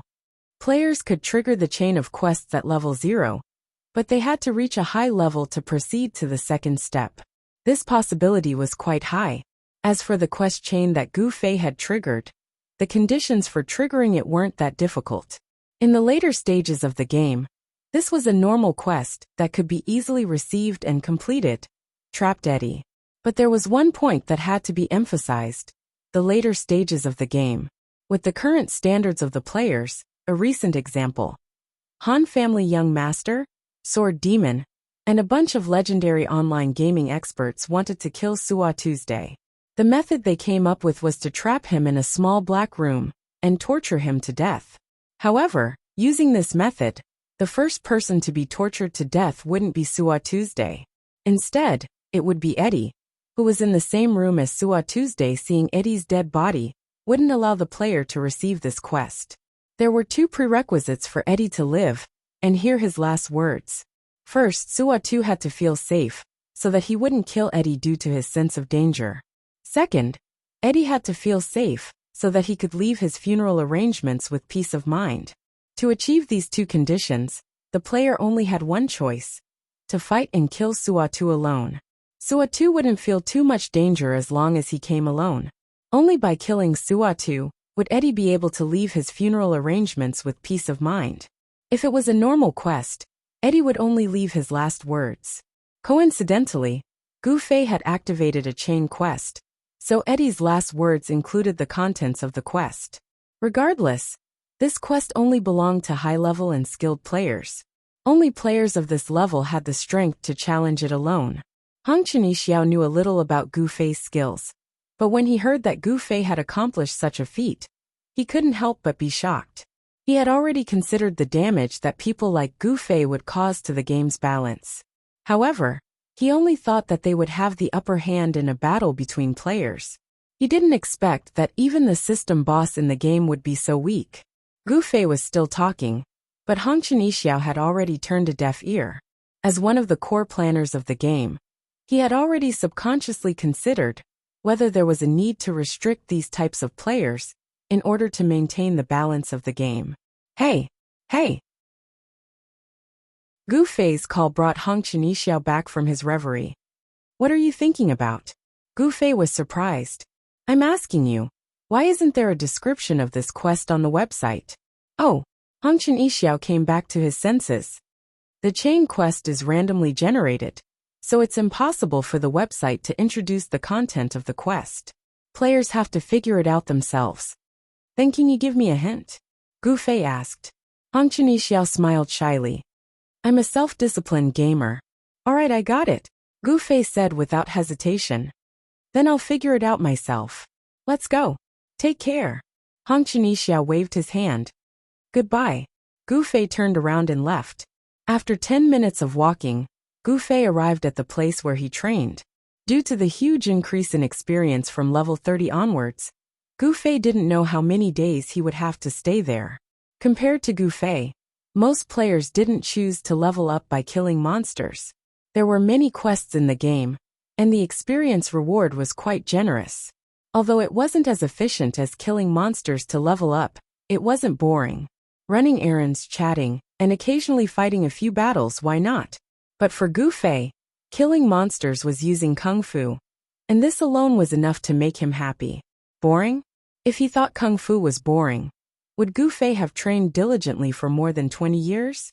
Moreover, ever since he started playing online games, Gu Fei found that his Kung Fu had improved. Why? It was because of what the Sword Demon regarded as the ultimate skill.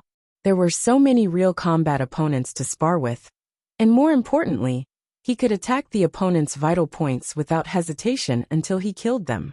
This was unprecedented in Gu Fei's many years of practicing Kung Fu. In reality, when he sparred with others, he had to emphasize not going too far. With so many worries, each move would be somewhat out of form. Gu Fei understood, but he couldn't do anything about it. Life wasn't like the pugilistic world in Wuxia novels. Those days of licking blood on the edge of a knife could make up for what he lacked in this area. Now online games had helped him fill in this gap. Although it was a fly in the ointment that his opponents couldn't counter his moves, he didn't have to worry when he attacked. When he got close to the spawn point, Gu Fei bent down, loosened his muscles, drew his sword and rushed forward. Relaxed, it really was a lot easier. Gu Fei knew that this was all because of Eddie's emblem. How could his strength not increase by leaps and bounds with the addition of 30 attribute points?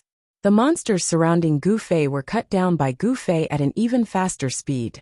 He already felt that this spawn point didn't seem to be able to completely satisfy his needs. Perhaps it was time to explore more advanced areas. At that moment, not far from Gu Fei, there was a pair of eyes watching him. Hong Xiao. After Gu Fei left, he secretly followed behind. His goal was to see Gu Fei's strength.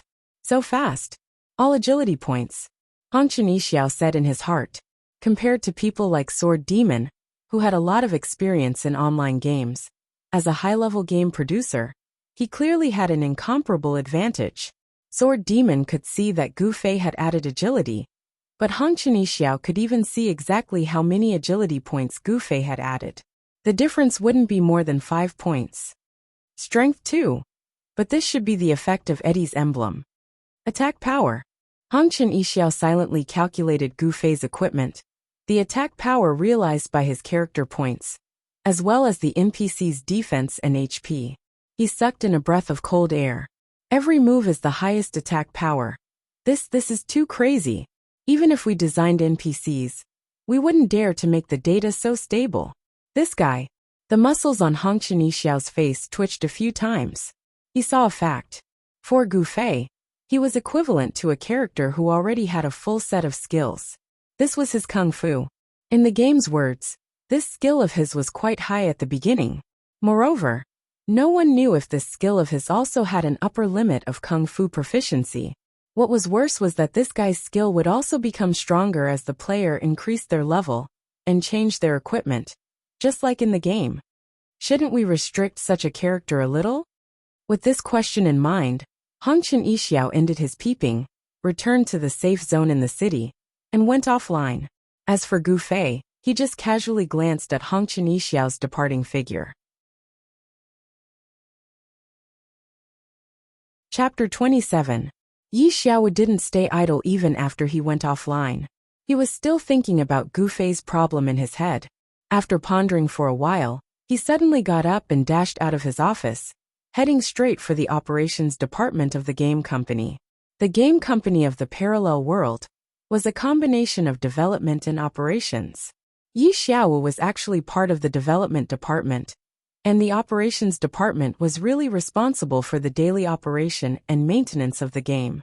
In the operations department, there was a group responsible for inspecting the operation of various data in the game. Once abnormalities were found, they would track and investigate to see if it was a balanced state within the game settings. To put it bluntly, it was to see if anyone was using cheats. As the saying goes, the devil rises 10 feet. No matter how advanced the game technology was, even if it was a holographic simulation like the parallel world, it was still hard to avoid cheats. Eliminating cheats was still a top priority for online games.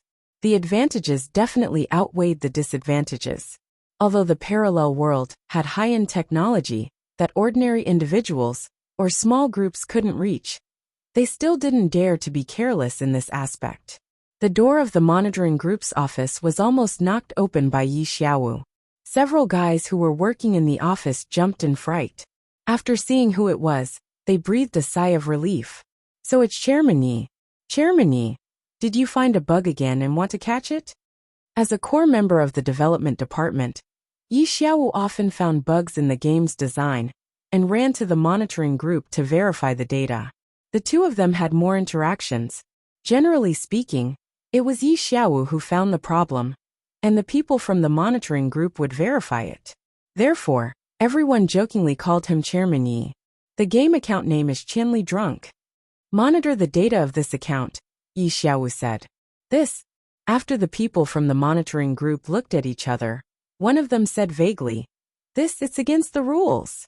According to common sense, it was already beyond the jurisdiction of Yi Xiao's development department to have access to the data of the players in the game. This player is a little strange, Yi Xiao said. These words immediately alerted the others. This was within the scope of their authority. They immediately put down what they were doing, and all the major data monitoring systems began to focus on Gu Fei, who was still killing monsters and leveling up in the game. Someone on the side muttered, "I haven't noticed anything unusual yet." Frankly speaking, if there really was a problematic account, it would be a serious dereliction of duty for them to need Yi Xiaowu's reminder to discover it. At this moment, the few of them were feeling very uneasy. Yi Xiaowu had no time to care about their feelings. At this time, he was already staring at the screen. He wanted to make a final confirmation of Gu Fei's data. In the end, all the surveillance systems showed that his deduction in the game was not wrong at all. Of course, the other staff members were also staring at the screen. After looking at each other for a while, they exchanged glances and finally heaved a sigh of relief. The surveillance results clearly showed that this account definitely did not use any add-ons. But Yi Xiaowu's eyes were still fixed on a screen. The others looked at each other and followed his gaze. After looking for a while, a surprised expression appeared on their faces. "Who is this person?" someone asked. Yi Xiaowu did not say anything. He also had his own troubles that were difficult to speak of. Just as the boss said, the game staff were forbidden from participating in the company's games. Although he was now turning a blind eye to this, he absolutely could not let this matter out. The staff members took a few more careful looks. One of them seemed to be muttering to himself, "This person's attack. Every time he attacks, it's the maximum damage he can achieve. Is he really not using any plugins?" Gu Fei's strong performance had already made these professional game staff doubt their own judgment. But after checking all the surveillance systems again, the conclusion was still the same. There was no plugins. "Oh my god, is he still human? Bossy, how did you find him?" someone exclaimed. "I heard it from someone." Yi Xiaowu gave a perfunctory reply and immediately changed the topic. "There's no problem with this account, right?" "No," everyone answered firmly. "Then his performance is not against the rules, right?" "Of course not," one of them said with a smile. "Precise attack direction and strength will produce the maximum damage. This is the concept that Boss Yi designed. Now that someone has realized it, don't you feel gratified, Boss Yi?" "Gratified, very gratified." Yi Xiaowu nodded. "From a traditional point of view, this guy is the top operating expert in our parallel world," someone said. Yi Xiaowu smiled and waved his hand. "All right, it's fine as long as the account is fine. You guys go back to work, I'm leaving." On the way back to his office, Yi Xiaowu was still thinking about this question. Is this Qinli drunk a game breaker? Gu Fei, who was suspected to be the game breaker, was playing kung fu to his heart's content in the leveling area, when he suddenly received a message from Fireball, who strongly invited him back for a drink. Fireball could be considered as the first friend that Gu Fei had made in the game. Although they did not usually level together, they often ran into each other. They had not contacted each other for the past few days. Gu Fei immediately packed up and set foot on the road back to the city. Gu Fei's load was relatively low, but Gu Fei's efficiency in killing monsters was astonishing. Every time he finished leveling up, he would obtain a surprising amount of loot. Because of this, Gu Fei had to make a sack specifically to carry these miscellaneous items. Different from putting it in a pocket, you could actually feel the weight of this pile of items in your hand. At the same time, it was not protected by any system. At this moment, Gu Fei was walking with difficulty on the road, with such a sack on his back. Although from today onwards, Gu Fei had the help of the coat of arms and gained some strength, it was also because of the coat of arms that Gu Fei's efficiency in killing monsters increased, and he obtained more loot than usual. As his strength increased, the things he had to carry also became heavier. As a result, Gu Fei's steps were still as strained as before. When passing by a leveling area, Gu Fei's steps seemed to be even heavier. He struggled to move another 2 steps, then dropped the sack on the ground. He leaned against a tree, panting heavily, and prepared to rest for a few minutes. The players who were killing monsters in the leveling area all noticed this strange person and strange thing. The players' eyes suddenly lit up, and they suddenly scrambled to be the first to run over. "Do you need help? Let me help you. A few people rushed in front of Gu Fei, fighting to be the first to shout. No need actually You're too polite, let me help you. A player had already rushed up and grabbed Gu Fei's sack. He threw it over his shoulder in an extremely heroic manner, his eyes deep into the distance. Speak. Where are you going? Cloud City. Gu Fei replied. But let's go. This person did not say anything else, already walking forward with large strides. The other players all showed a look of jealousy and quite a bit of reluctance. But I'm not an NPC, I'm also a player. Gu Fei finished his sentence in a daze, but it was a pity that the person in front of him could not hear the latter half of his sentence. The few people around him heard it clearly, and after being stunned for a moment, they suddenly winked at the person who was striding forward, each of them covering their mouths to hide their laughter, afraid that they would startle him. At the same time, they all gave Gu Fei a thumbs up. Bro, you did it on purpose, didn't you? That's a good move, really good. Most of the players were influenced by YY Online novels, and their hearts were itching for all kinds of strange ways to trigger hidden quests. They all hoped that one day they would also have such a magical encounter. Gu Fei's strange attire, and the large sack that was currently unique in the game. No one would think that he was a player. Over the past few days, when Gu Fei carried the sack back to the city and passed by these leveling areas, such misunderstandings would frequently occur. However, every time Gu Fei would explain, the people would use an appraisal skill on him, and they would laugh at themselves and leave. Today, however, this person's pursuit of the hidden quest had reached the point of no turning back. He did not even listen to Gu Fei's words, and practically snatched the sack and left. Hey, you! Gu Fei shouted as he chased after him. However, the other person waved his hand casually. Today, no one can stop me from helping you carry the sack back. Gu Fei shut his mouth. Since the other person had such a firm resolve, there was no harm in fulfilling his wish. Gu Fei would never force someone to do something they were unwilling to do. If you want to carry it, then carry it. Gu Fei was happy to be free, and he leisurely followed behind the person. This person was wearing heavy armor, and the sack on his shoulder seemed to be light. It was obvious that he was a strong warrior, but in terms of figure, he was a little too skinny. Of course, in the game, being fat or skinny did not represent strength or weakness. To think that Gu Fei's good body, which he had trained for more than 20 years, was as weak as a piece of paper in the game. It was a few minutes' journey from here to Cloud City, and along the way, the other person's back was straight as a ramrod. Gu Fei could not help but feel sad again. I didn't become a grandmaster of combat. It would have been better if I had been a warrior. This mage's body was really too weak. Finally, the two of them returned to the city. The person shrugged his shoulder and put down the sack, and looked at Gu Fei with deep affection. Thank you. Gu Fei patted the other person's shoulder, and lowered his body to carry the sack, and continued to walk forward shakily. The other person was stunned, but quickly reacted, and hurriedly caught up with him, and enthusiastically said, Where else do you want to take it? I can help you. No need, isn't the warehouse just in front? Gu Fei said.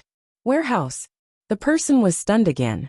Indeed, just a few steps away was the warehouse, but this warehouse, without a doubt, was for players to use. The person faintly felt that something was wrong, and looked at Gu Fei. You are. Hello, my name is Qianli Drunk, said Gu Fei.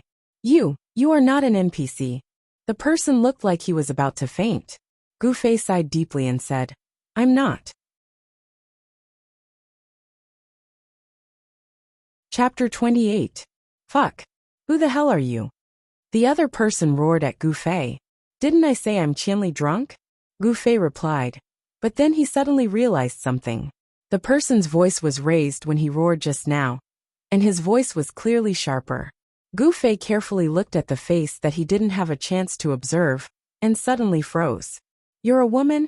Although the person was wearing a heavy helmet, the appearance under the helmet was clearly that of a girl. Although she was gnashing her teeth, it still couldn't hide her delicate face. Hearing Gu Fei's words, the girl suddenly stuffed her hand into her pocket.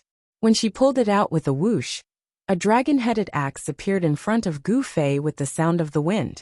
What was even more frightening was that the girl was only holding the axe with one hand, and her other hand was like a tiger waiting to pounce, as if it could reach out and grab Gu Fei's neck at any time, lift him into the air, and use the axe to chop him into pieces. What? Do you have a problem with that? The girl's voice lowered again, throwing away the sharpness and returning to a deep and slightly magnetic voice. No problem. Gu Fei blinked. He couldn't deny that the girl's aura was quite strong. Then what do you mean? The girl's axe was hanging above Gu Fei's head. What I mean is, thank you very much. Thank you for helping me carry the sack back. To be honest, it was very difficult for me to carry it. Gu Fei said. The girl was clearly a bit stunned. I'll give this sack to you. Gu Fei threw the sack at the girl's feet. Who wants your things? The girl said. I still have things to do. I'll be leaving first. Gu Fei waved his hand and turned to leave. Hey you. The girl had only shouted 2 words, but Gu Fei had already disappeared around the corner of the street. The speed of a level 30 agility mage was not to be underestimated. She lowered her head and reminisced for half a minute. She could not help but pick up the sack that Gu Fei had left on the ground. Driven by curiosity, she couldn't help but open the sack. I will only look. I will never take anything from him, the girl said to herself. And after looking, she was even more sure of her conviction. What? What are these? The girl murmured these words over and over as she rummaged in the sack.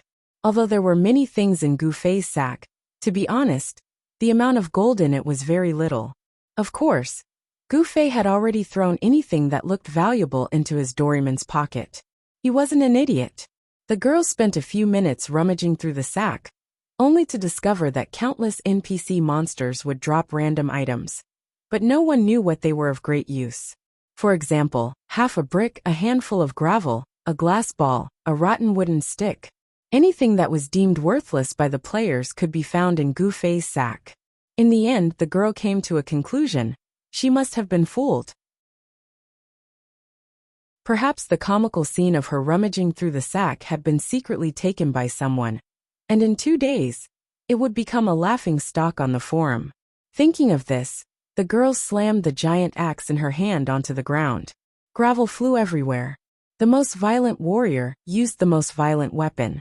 This pure physical attack was definitely not fake. 1,000 miles drunk, is it? Don't let me see you again, the girl thought hatefully. What a pity for my sack. Achoo. Gu Fei, who was already outside the bar, was reminiscing about his self-made sack for the last time when he suddenly sneezed. After calming down, Gu Fei rubbed his nose and raised his hand to push open the wooden door of the bar. Other than Little Ray's bar, there was more than one bar in the system in Cloud City. Because the city was too big, for the convenience of the players, and for the convenience of the players, the system opened many bars in every corner of Cloud City.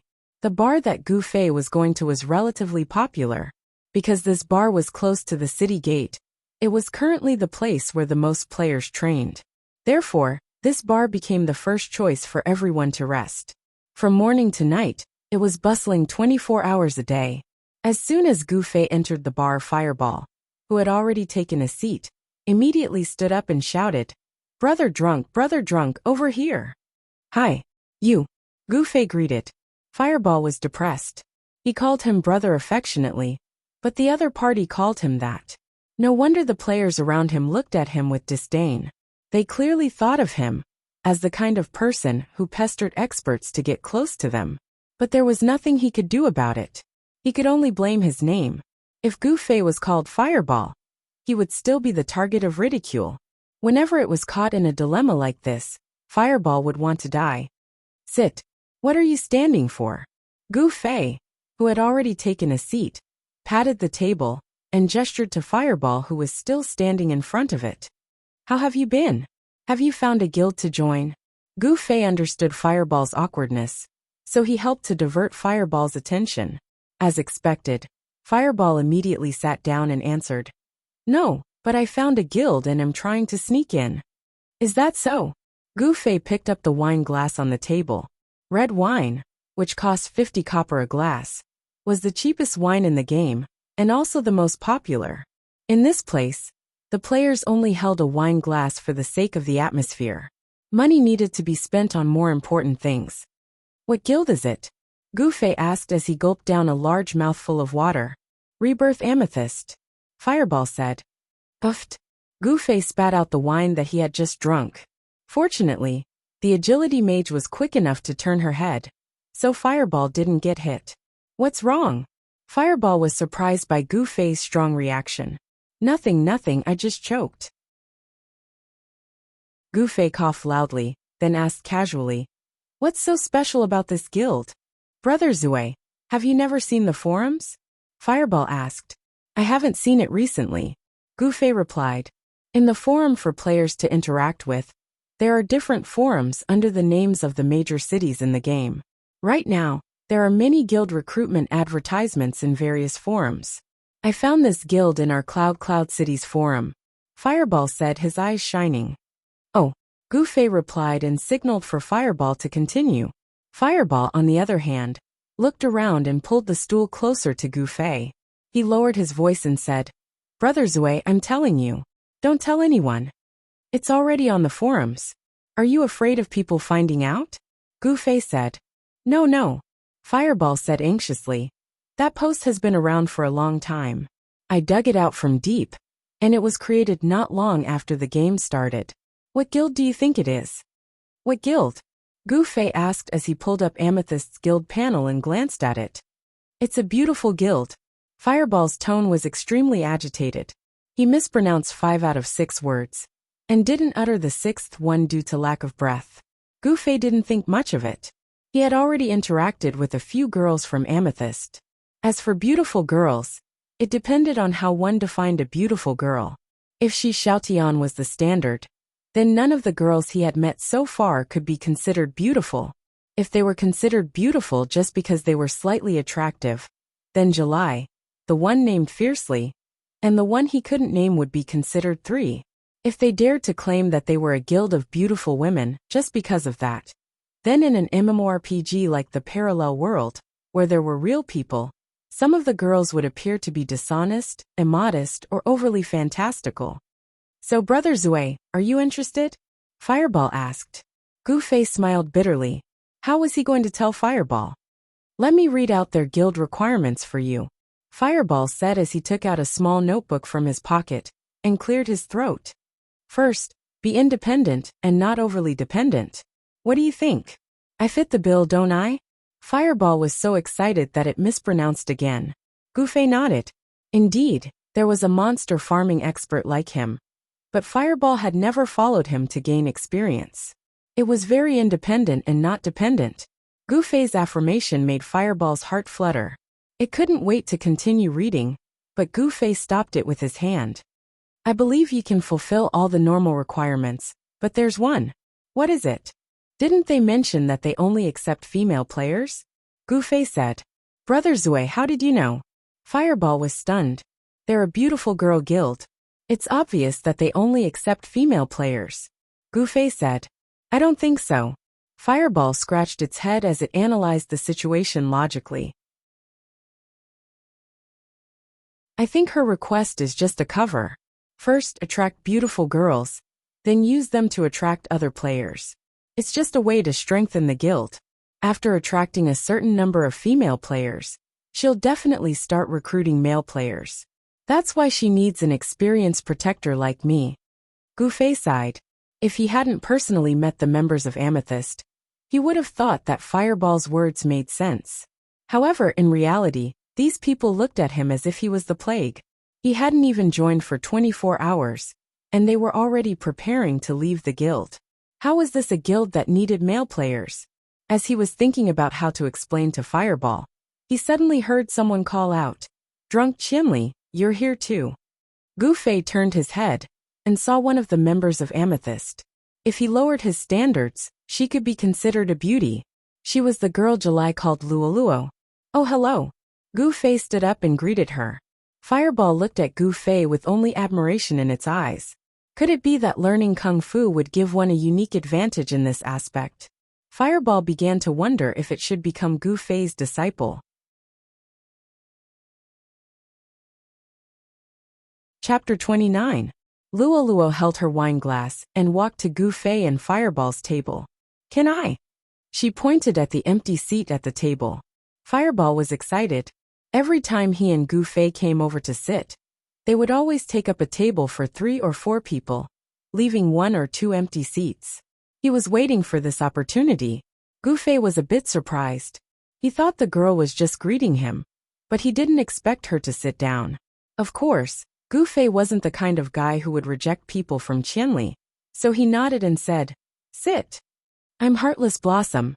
Luo sat down and introduced herself. "Good name," Gu Fei said. "Is that the only compliment you know how to give others?" Luo smiled at Gu Fei. Gu Fei looked embarrassed. He remembered that he had said the same thing before, and he was almost punched into the wall by the bad-tempered girl named Fiercely. "What's your name?" Luo asked Fireball generously. Fireball stuttered for a long time, and finally covered his face and cried. "What's wrong with him?" Luo didn't understand. Gu Fei held back his laughter. He didn't say his name, but instead wrote it on the table with his finger dipped in wine. "Oh, Fireball." Luo also smiled. Fireball was nervous as usual, but Luo smiled again. "Don't worry, I'm not a mage." Fireball heaved a sigh of relief, and immediately became lively again. He poured out his grievances to Luo, telling her how much trouble his name had caused her. In short, it was the kind of lingering shadow that was branded on her soul. To get rid of it, she needed a strong emotional impact, such as a relationship with a girl. It seemed that Fireball was in no mood to discuss the guild issue with him. Gu Fei smiled and stood up. "You guys talk, I'll be leaving first." Go on. Fireball felt that Gu Fei really had a good eye. "Wait." Luo also stood up. The Fireball felt as if it had fallen into an ice cellar. Gu Fei looked back at her. "I have something for you," Luo said. "What?" Luo took out a small badge from her pocket. It was round and had a white background. The pattern on it was exactly the same as the one on the signboard outside, Gate B17 on Charlotte Street. It was also emitting a pale purple light. "This is Guild Badge. Everyone in the guild has one," Luo said. "Ah, Brother Zue, you've joined a guild? What guild? Why haven't I heard you mention it before?" Before Gu Fei could say anything, the Fireball was already burning fiercely. "Ah, this is actually a misunderstanding. I won't be able to stay in this guild for long," Gu Fei said. "Not necessarily," Luo laughed. "Little Seven doesn't dislike you. Maybe she'll try to convince the other girls to accept a male player in the guild." "Girls? Male player?" Fireball muttered to himself and suddenly asked, "What guild are you guys from? The Reborn Amethyst that you were talking about?" Gu Fei confessed to Fireball with a pained heart. Fireball suddenly stood up and looked at Luo and Gu Fei. He suddenly said loudly, "Sister Luo, if you don't mind one, then you won't mind too. I'm Brother Zue's follower. I'm like his shadow. Wherever he goes, I have to follow him. No one can separate us brothers." Gu Fei felt awkward. He really wanted to tell everyone that he didn't know this person. Luo, on the other hand, was calm. She smiled and said, "I don't mind if there's 1 or 2 more." Fireball was overjoyed. "Unfortunately, I don't have the final say," Luo added. Fireball cried bitterly. Gu Fei, on the other hand, looked at the badge that Luo pushed in front of him. He paused and said, "You don't have to go through the trouble. I'll leave when you guys find the 20th person." "I see. It's up to you." Luo took back the badge. Fireball looked at Gu Fei in shock. He suddenly said excitedly, "Brother Zue, you don't have to do this. Since you already have the chance, go ahead and do it. You don't have to care about my feelings." "You guys talk, I'm leaving." Gu Fei ignored Fireball and turned to leave. Fireball was still shouting, "Brother Zue, I understand your feelings. From this moment on, I've made up my mind. You're my brother, forever my brother." The crowd looked at him like he was an idiot. Gu Fei finally couldn't take it anymore. He suddenly turned around and raised his right hand. He shouted, "Shut up. Rapid Fireball. Fire." "Ah!" Screams came from the bar. Rapid Fireball. It was a level 30 mage skill. Although the official EXP adjustment reduced the EXP required to level up to level 30, there weren't many players who had reached level 30, not to mention mages, who had difficulty leveling up in the early stages. None of the people in the bar had ever seen a level 30 mage, let alone the level 30 mage skill, Rapid Fireball. Everyone's eyes widened. In this realistic game, having high attack speed or high defense was not as cool as having a mage release a spell after chanting. Most players only realized this after experiencing the game for themselves. Therefore, on countless nights, countless players wetted their pillows with tears. If only I had been a mage. Gufei was probably the only one who regretted becoming a mage in the entire game. Annoyed, Mage Gufei aimed at Fireball and released a spell for the first time. Gufei was the only mage who had never used a spell at level 30.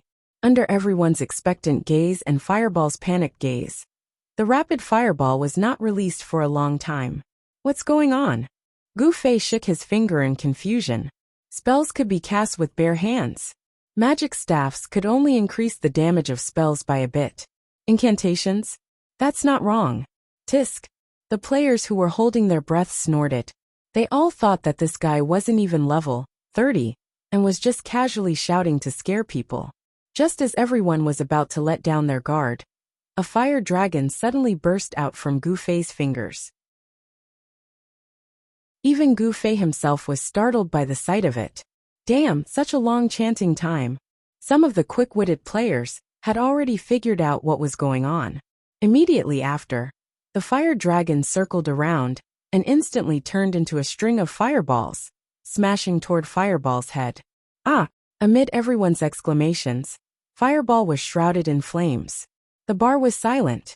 After a while, a violent cough broke the silence. It hurts! Fireball shouted as he wiped his face with his hands. His face was charred black. Huh. Everyone was surprised. What trash damage. This guy is actually fine. Although mages were weak, the damage of their spells was astonishing. With such a level 30 skill, Rapid Fireball, unless it was a character with high HP or high magic defense equipment, it should have been enough to instantly kill them. Fireball was undoubtedly a mage. He wasn't like Gufei who wore a deceptive outfit, so he couldn't have high HP. This idiot has high magic defense equipment? Someone was confused, but very quickly an appraisal expert answered, no, he's full of trash. Everyone's attention fell on Gufei. Current research concluded that mages focused on wisdom and spirit, which affected the mage's spell damage, chanting time, and mana. Among them, wisdom affected damage and mana more, while spirit focused on chanting time. Recently, there was a rumor that when spirit reached a certain value, even the cooldown of skills could be shortened. Gufei, on the other hand, had an extremely long casting time and low damage. Everyone was puzzled. How did such a mage survive? And at level 30? They're friends after all, so they can't just kill him. A player analyzed in a low voice. Yeah, look at him. He didn't even use his staff. But how did he do it with such a long chanting time? Did you guys notice that he didn't just shout spells? There were a few words in front. Yeah, I think it's shut up. Could it be a hidden incantation to prolong the chanting time? Someone was excited. Go try it. Several mages had already gotten up and left the bar. The faint sound of shut up, the sound of XXXX faded into the distance. Gufei realized that he had been a bit impulsive just now. Are you okay? Fireball. You, Gufei said. I'm fine. Fireball said loudly. Don't mind me, Brother Zue. We're brothers. I won't be angry no matter what you do. Okay, then I'm leaving. Gufei really couldn't take it anymore. Can you still leave? A voice came from behind Gufei. Gufei hurriedly turned around and saw a heavily armored warrior. A heavy feeling hit him instantly. It's you. Gufei smiled. It was the female warrior who helped him carry the sack. The female warrior's eyes flashed coldly as she suddenly waved her right hand. Gufei already knew what was coming, so he dodged it with a sidestep. Don't run. The female warrior waved her greataxe and chased out of the house. Everyone in the bar got up and followed her out. Gufei didn't run. He stood quietly outside the bar and picked up his weapon. But everyone was taken aback when they saw him. This level 30 mage, who had just displayed a mage's skill, was holding a knife. "Miss, what happened? Let's talk slowly," Gu Fei said, but he didn't let his guard down. From the small interaction just now, it wasn't hard to see that this girl was a very careless and stubborn person. Just like just now, when she wanted to help him carry the sack, she had to carry it. Now that she wanted to chop him with her axe, she would definitely chop him. Want to talk? That would have to wait until she was done. Sure enough, the girl completely ignored what Gu Fei said and swung her great axe at Gu Fei. Gu Fei dodged and slashed at her arm with a backhand slash. Dang! Gu Fei's heart instantly went cold. The feeling just now made him clearly understand one thing. His knife didn't cause any damage at all. Gu Fei didn't have much attack power. The damage came entirely from the weapon in his hand. Now that he had Eddie's emblem, the increase in strength helped him add a few points to his attack. But mages were born with low strength growth. 6 points of strength added to a mage was not the same as adding to a warrior. Right now, 6 points of strength, and the maximum damage of the weapon, were still under the defense of this female warrior. This heavy warrior actually couldn't do any damage to him.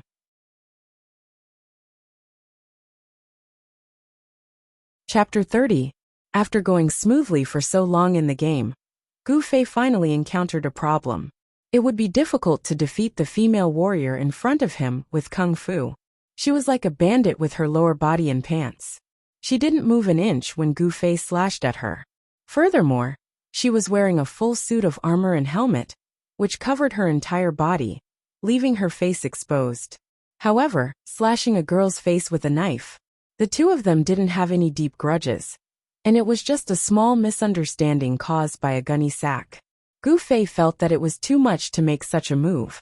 Normally, no matter how heavy the armor was, the joints of the human body would be a soft block. Unfortunately, no matter how realistic the game was, it was difficult to cover all aspects. The person under the armor was unusually agile. At the same time, the knife also bounced off her joints.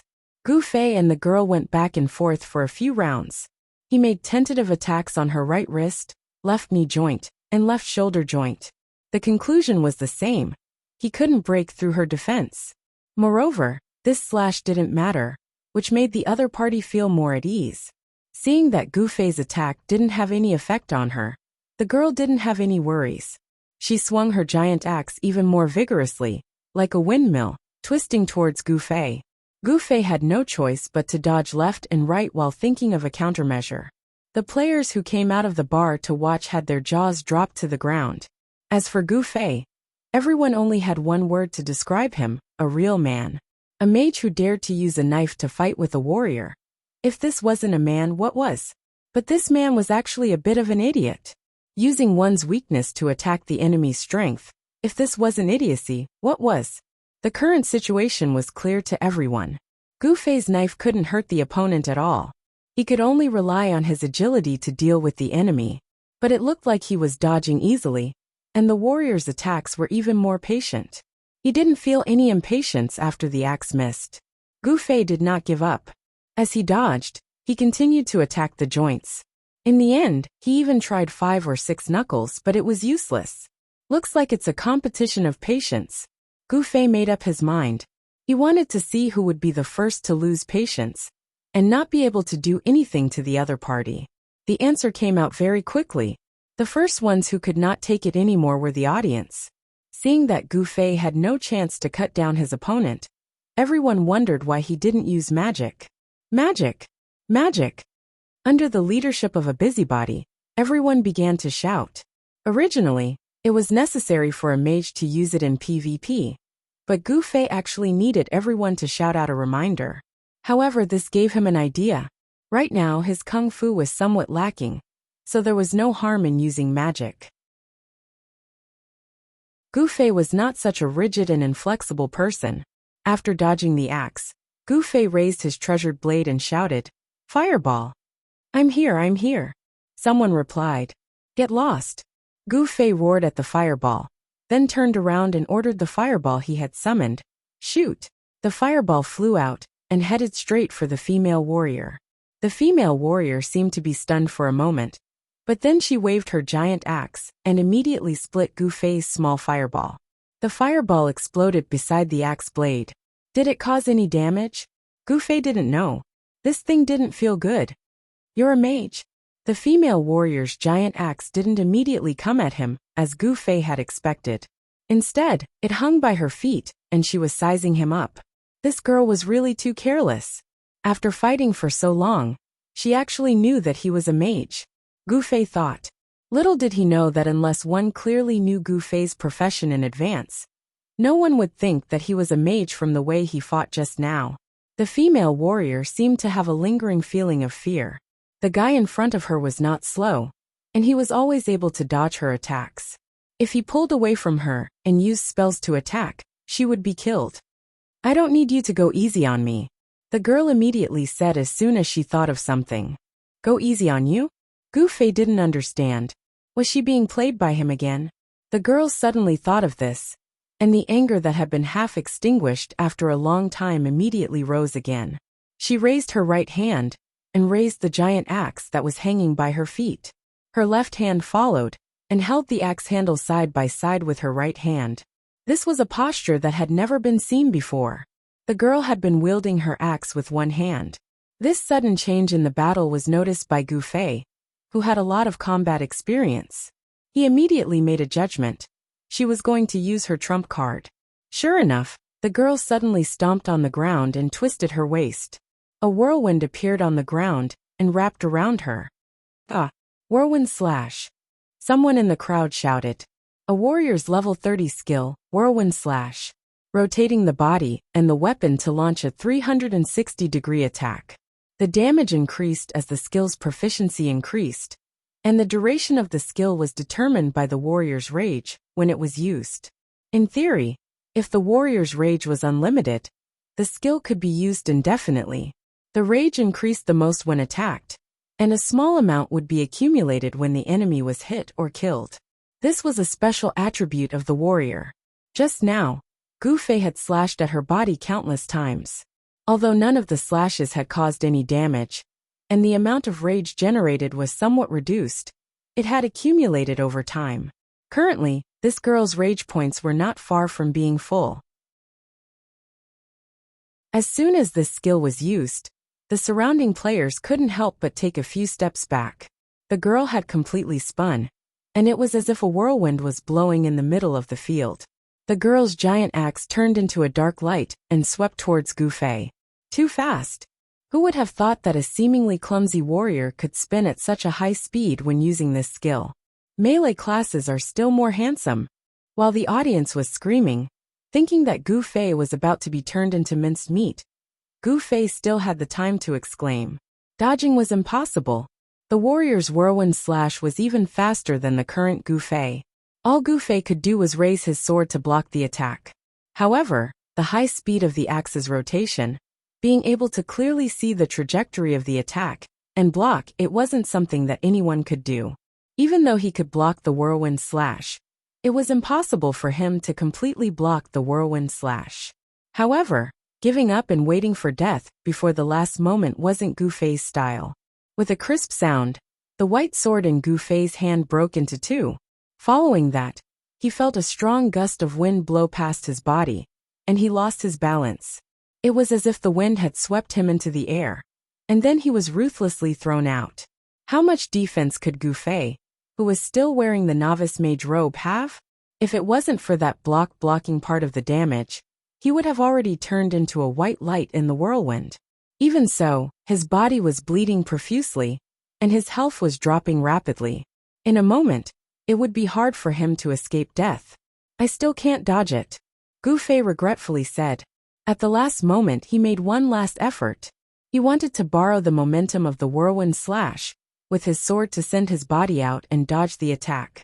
Who would have thought that his treasured sword would fail at such a crucial moment, and was actually cut in half by the whirlwind slash. Due to the broken sword, he wasn't able to completely borrow the momentum, and was sent flying by the axe a few times. He wasn't immediately sentenced to death. Instead, he was given a reprieve of 2 seconds. You still want to live? I can only hope for a miracle. Gu Fei smiled bitterly. Who knew that a miracle would really happen? A white light suddenly enveloped his body.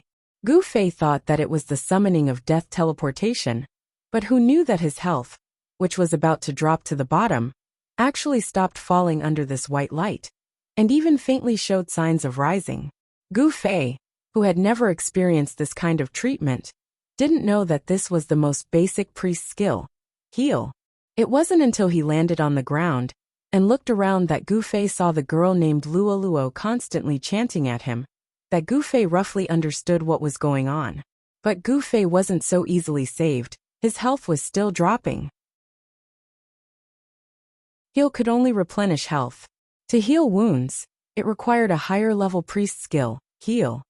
Right now, obviously no one knew how to use it, so Luo Luo could only continuously cast heal to maintain his health. This was a life and death battle between blood splatter and heal. Of course, the female warrior wasn't happy when she saw someone obstructing her duel with Gu Fei, but when she turned around and saw the person who cast heal, she was stunned. Sister Luo Luo. Luo Luo nodded and reached into her pocket to take out a few bottles of medicine and bandages. She handed them to the dumbfounded Fireball and said, "Go and get his wounds under control." Fireball seemed to wake up from a dream. He took the things and hurried to Gu Fei's side, crouching down. "I'm saved." Gu Fei saw the things in Fireball's hands and saw that the female warrior and Luo Luo seemed to know each other. He sighed in his heart. Unexpectedly, Fireball didn't use the item he was holding. Gu Fei looked at him in confusion. "Quick, what are you waiting for?" Luo Luo panicked. She was frantically casting heal to restore Gu Fei's plummeting health. It was clear that Gu Fei's wounds weren't light. At this rate, her mana would be depleted soon, and it would be too late to use medicine. But Fireball whispered to Gu Fei mysteriously, "Brother Zui, do you want to stop the bleeding with acupuncture?" Gu Fei's mouth was already on the verge of cursing, but he held it in. "Be a teacher," Gu Fei warned himself, then said to Fireball indifferently, "You've read too many Wuxia novels. Oh, you don't know how to use acupuncture?" Fireball seemed surprised. "Apply medicine." Gu Fei finally couldn't help but roar. He was so emotional that his health shot up by 2 liters, causing Luo Luo to panic. "Let me do it." The girl who injured Gu Fei walked over. "What do you want?" Fireball righteously stood in front of Gu Fei. "Damn you, apply medicine for me." Gu Fei's voice was getting weaker. Chapter 31. Get out of the way. The axe-wielding warrior was also anxious and kicked Fireball. Probably because he had been fighting with Gu Fei for too long, his kick was neither light nor heavy. How could Fireball compare to Gu Fei? He was kicked 5 meters away, and even somersaulted twice. Fireball, who was lying on the ground, finally raised his eyelids and said something very spineless. "Damn beauty." The girl bent down. Her armor was still rattling, but she did not say a word. She picked up the bandage that Fireball had dropped earlier and wrapped it around Gu Fei's wound. Her hands and feet were very agile. "Hey!" Gu Fei called softly. "What?" The girl glared. "What I mean is, can you apply medicine first, and then apply a hemostatic bandage? What do you think?" Gu Fei said. "Ouch!" The girl cried out involuntarily. With a few whooshes she retracted the bandage, picked up the medicine bottle on the ground, and splashed it on Gu Fei's wound. Gu Fei was helpless and thought to himself, "Forget it. It's just a game and I don't know much about hygiene. I won't get any side effects." He didn't say anything, and let the girl do whatever she wanted. After the medicine and bandage were applied, the bleeding stopped and his health stopped dropping. After Luo Luo cast a few healing spells, Gu Fei stood up again. His waist wasn't sore and his back wasn't hurting anymore. But Fireball, who was 5 meters behind him, straightened his neck and shouted, "Help me." Gu Fei went over to help him. But as soon as he squatted down, Fireball leaned over and whispered, "Brother Zui, don't worry about me. I'm waiting for the beauty to come and help me." Gu Fei was furious. Ben had already helped him halfway up, but he immediately threw him back to the ground and got up to walk back. The 2 girls were puzzled. They looked at Fireball and asked Gu Fei, "What's wrong?" "He's already dead," said Gu Fei. The 2 girls glanced at the Fireball but didn't say anything. When the surrounding audience saw that the fight was over, and that the next part of the show might be to bury the hatchet. No one was interested in this kind of plot, so they immediately dispersed. Come in and have a seat. Luoluo gestured for the two of them to enter the bar. Gu Fei gestured for the two ladies to enter first, and he was the last to enter. He glanced at the fireball expressionlessly. Fireball was bored. It crawled up from the ground with its face covered in dirt, and quickly chased after them. The customers in the bar took their seats again. Luoluo and the girl sat side by side at one end of a small round table for four. Gu Fei waited for Fireball to come over before entering the bar with him. In front of the table, the warrior girl was taking off her armor. He took off his helmet and stuffed it into his pocket. He also stuffed the axe into his pocket. He also took off his full body armor and stuffed it into his pocket. It was a rather strange scene, but fortunately, everyone was familiar with the game's settings, so they weren't surprised anymore. The girl who had taken off her armor was wearing the cheapest gray peasant clothes sold in the clothing store. Her long hair was a little messy from the helmet she had just taken off. Coupled with the sweat on her face from the previous battle, she looked like a beggar's gang disciple at first glance. The girl tidied herself up. When she looked up, she saw Gu Fei and Fireball sitting down.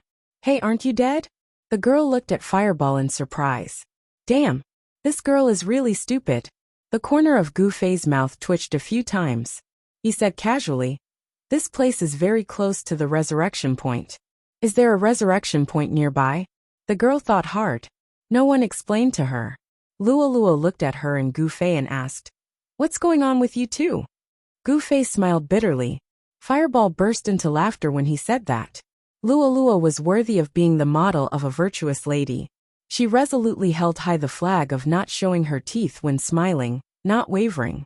However, right now her lips were completely out of control. She could only stretch out a hand to cover her mouth, tilting her head to the side and laughing hoarsely. Hey, is it funny? The girl slammed the table. It's nothing, Gu Fei said seriously. I pass by there every day. I don't know how many times this misunderstanding has happened. Yeah, just now, I wasn't the only one running over there. What are you guys laughing at? The girl said angrily. I'm not laughing.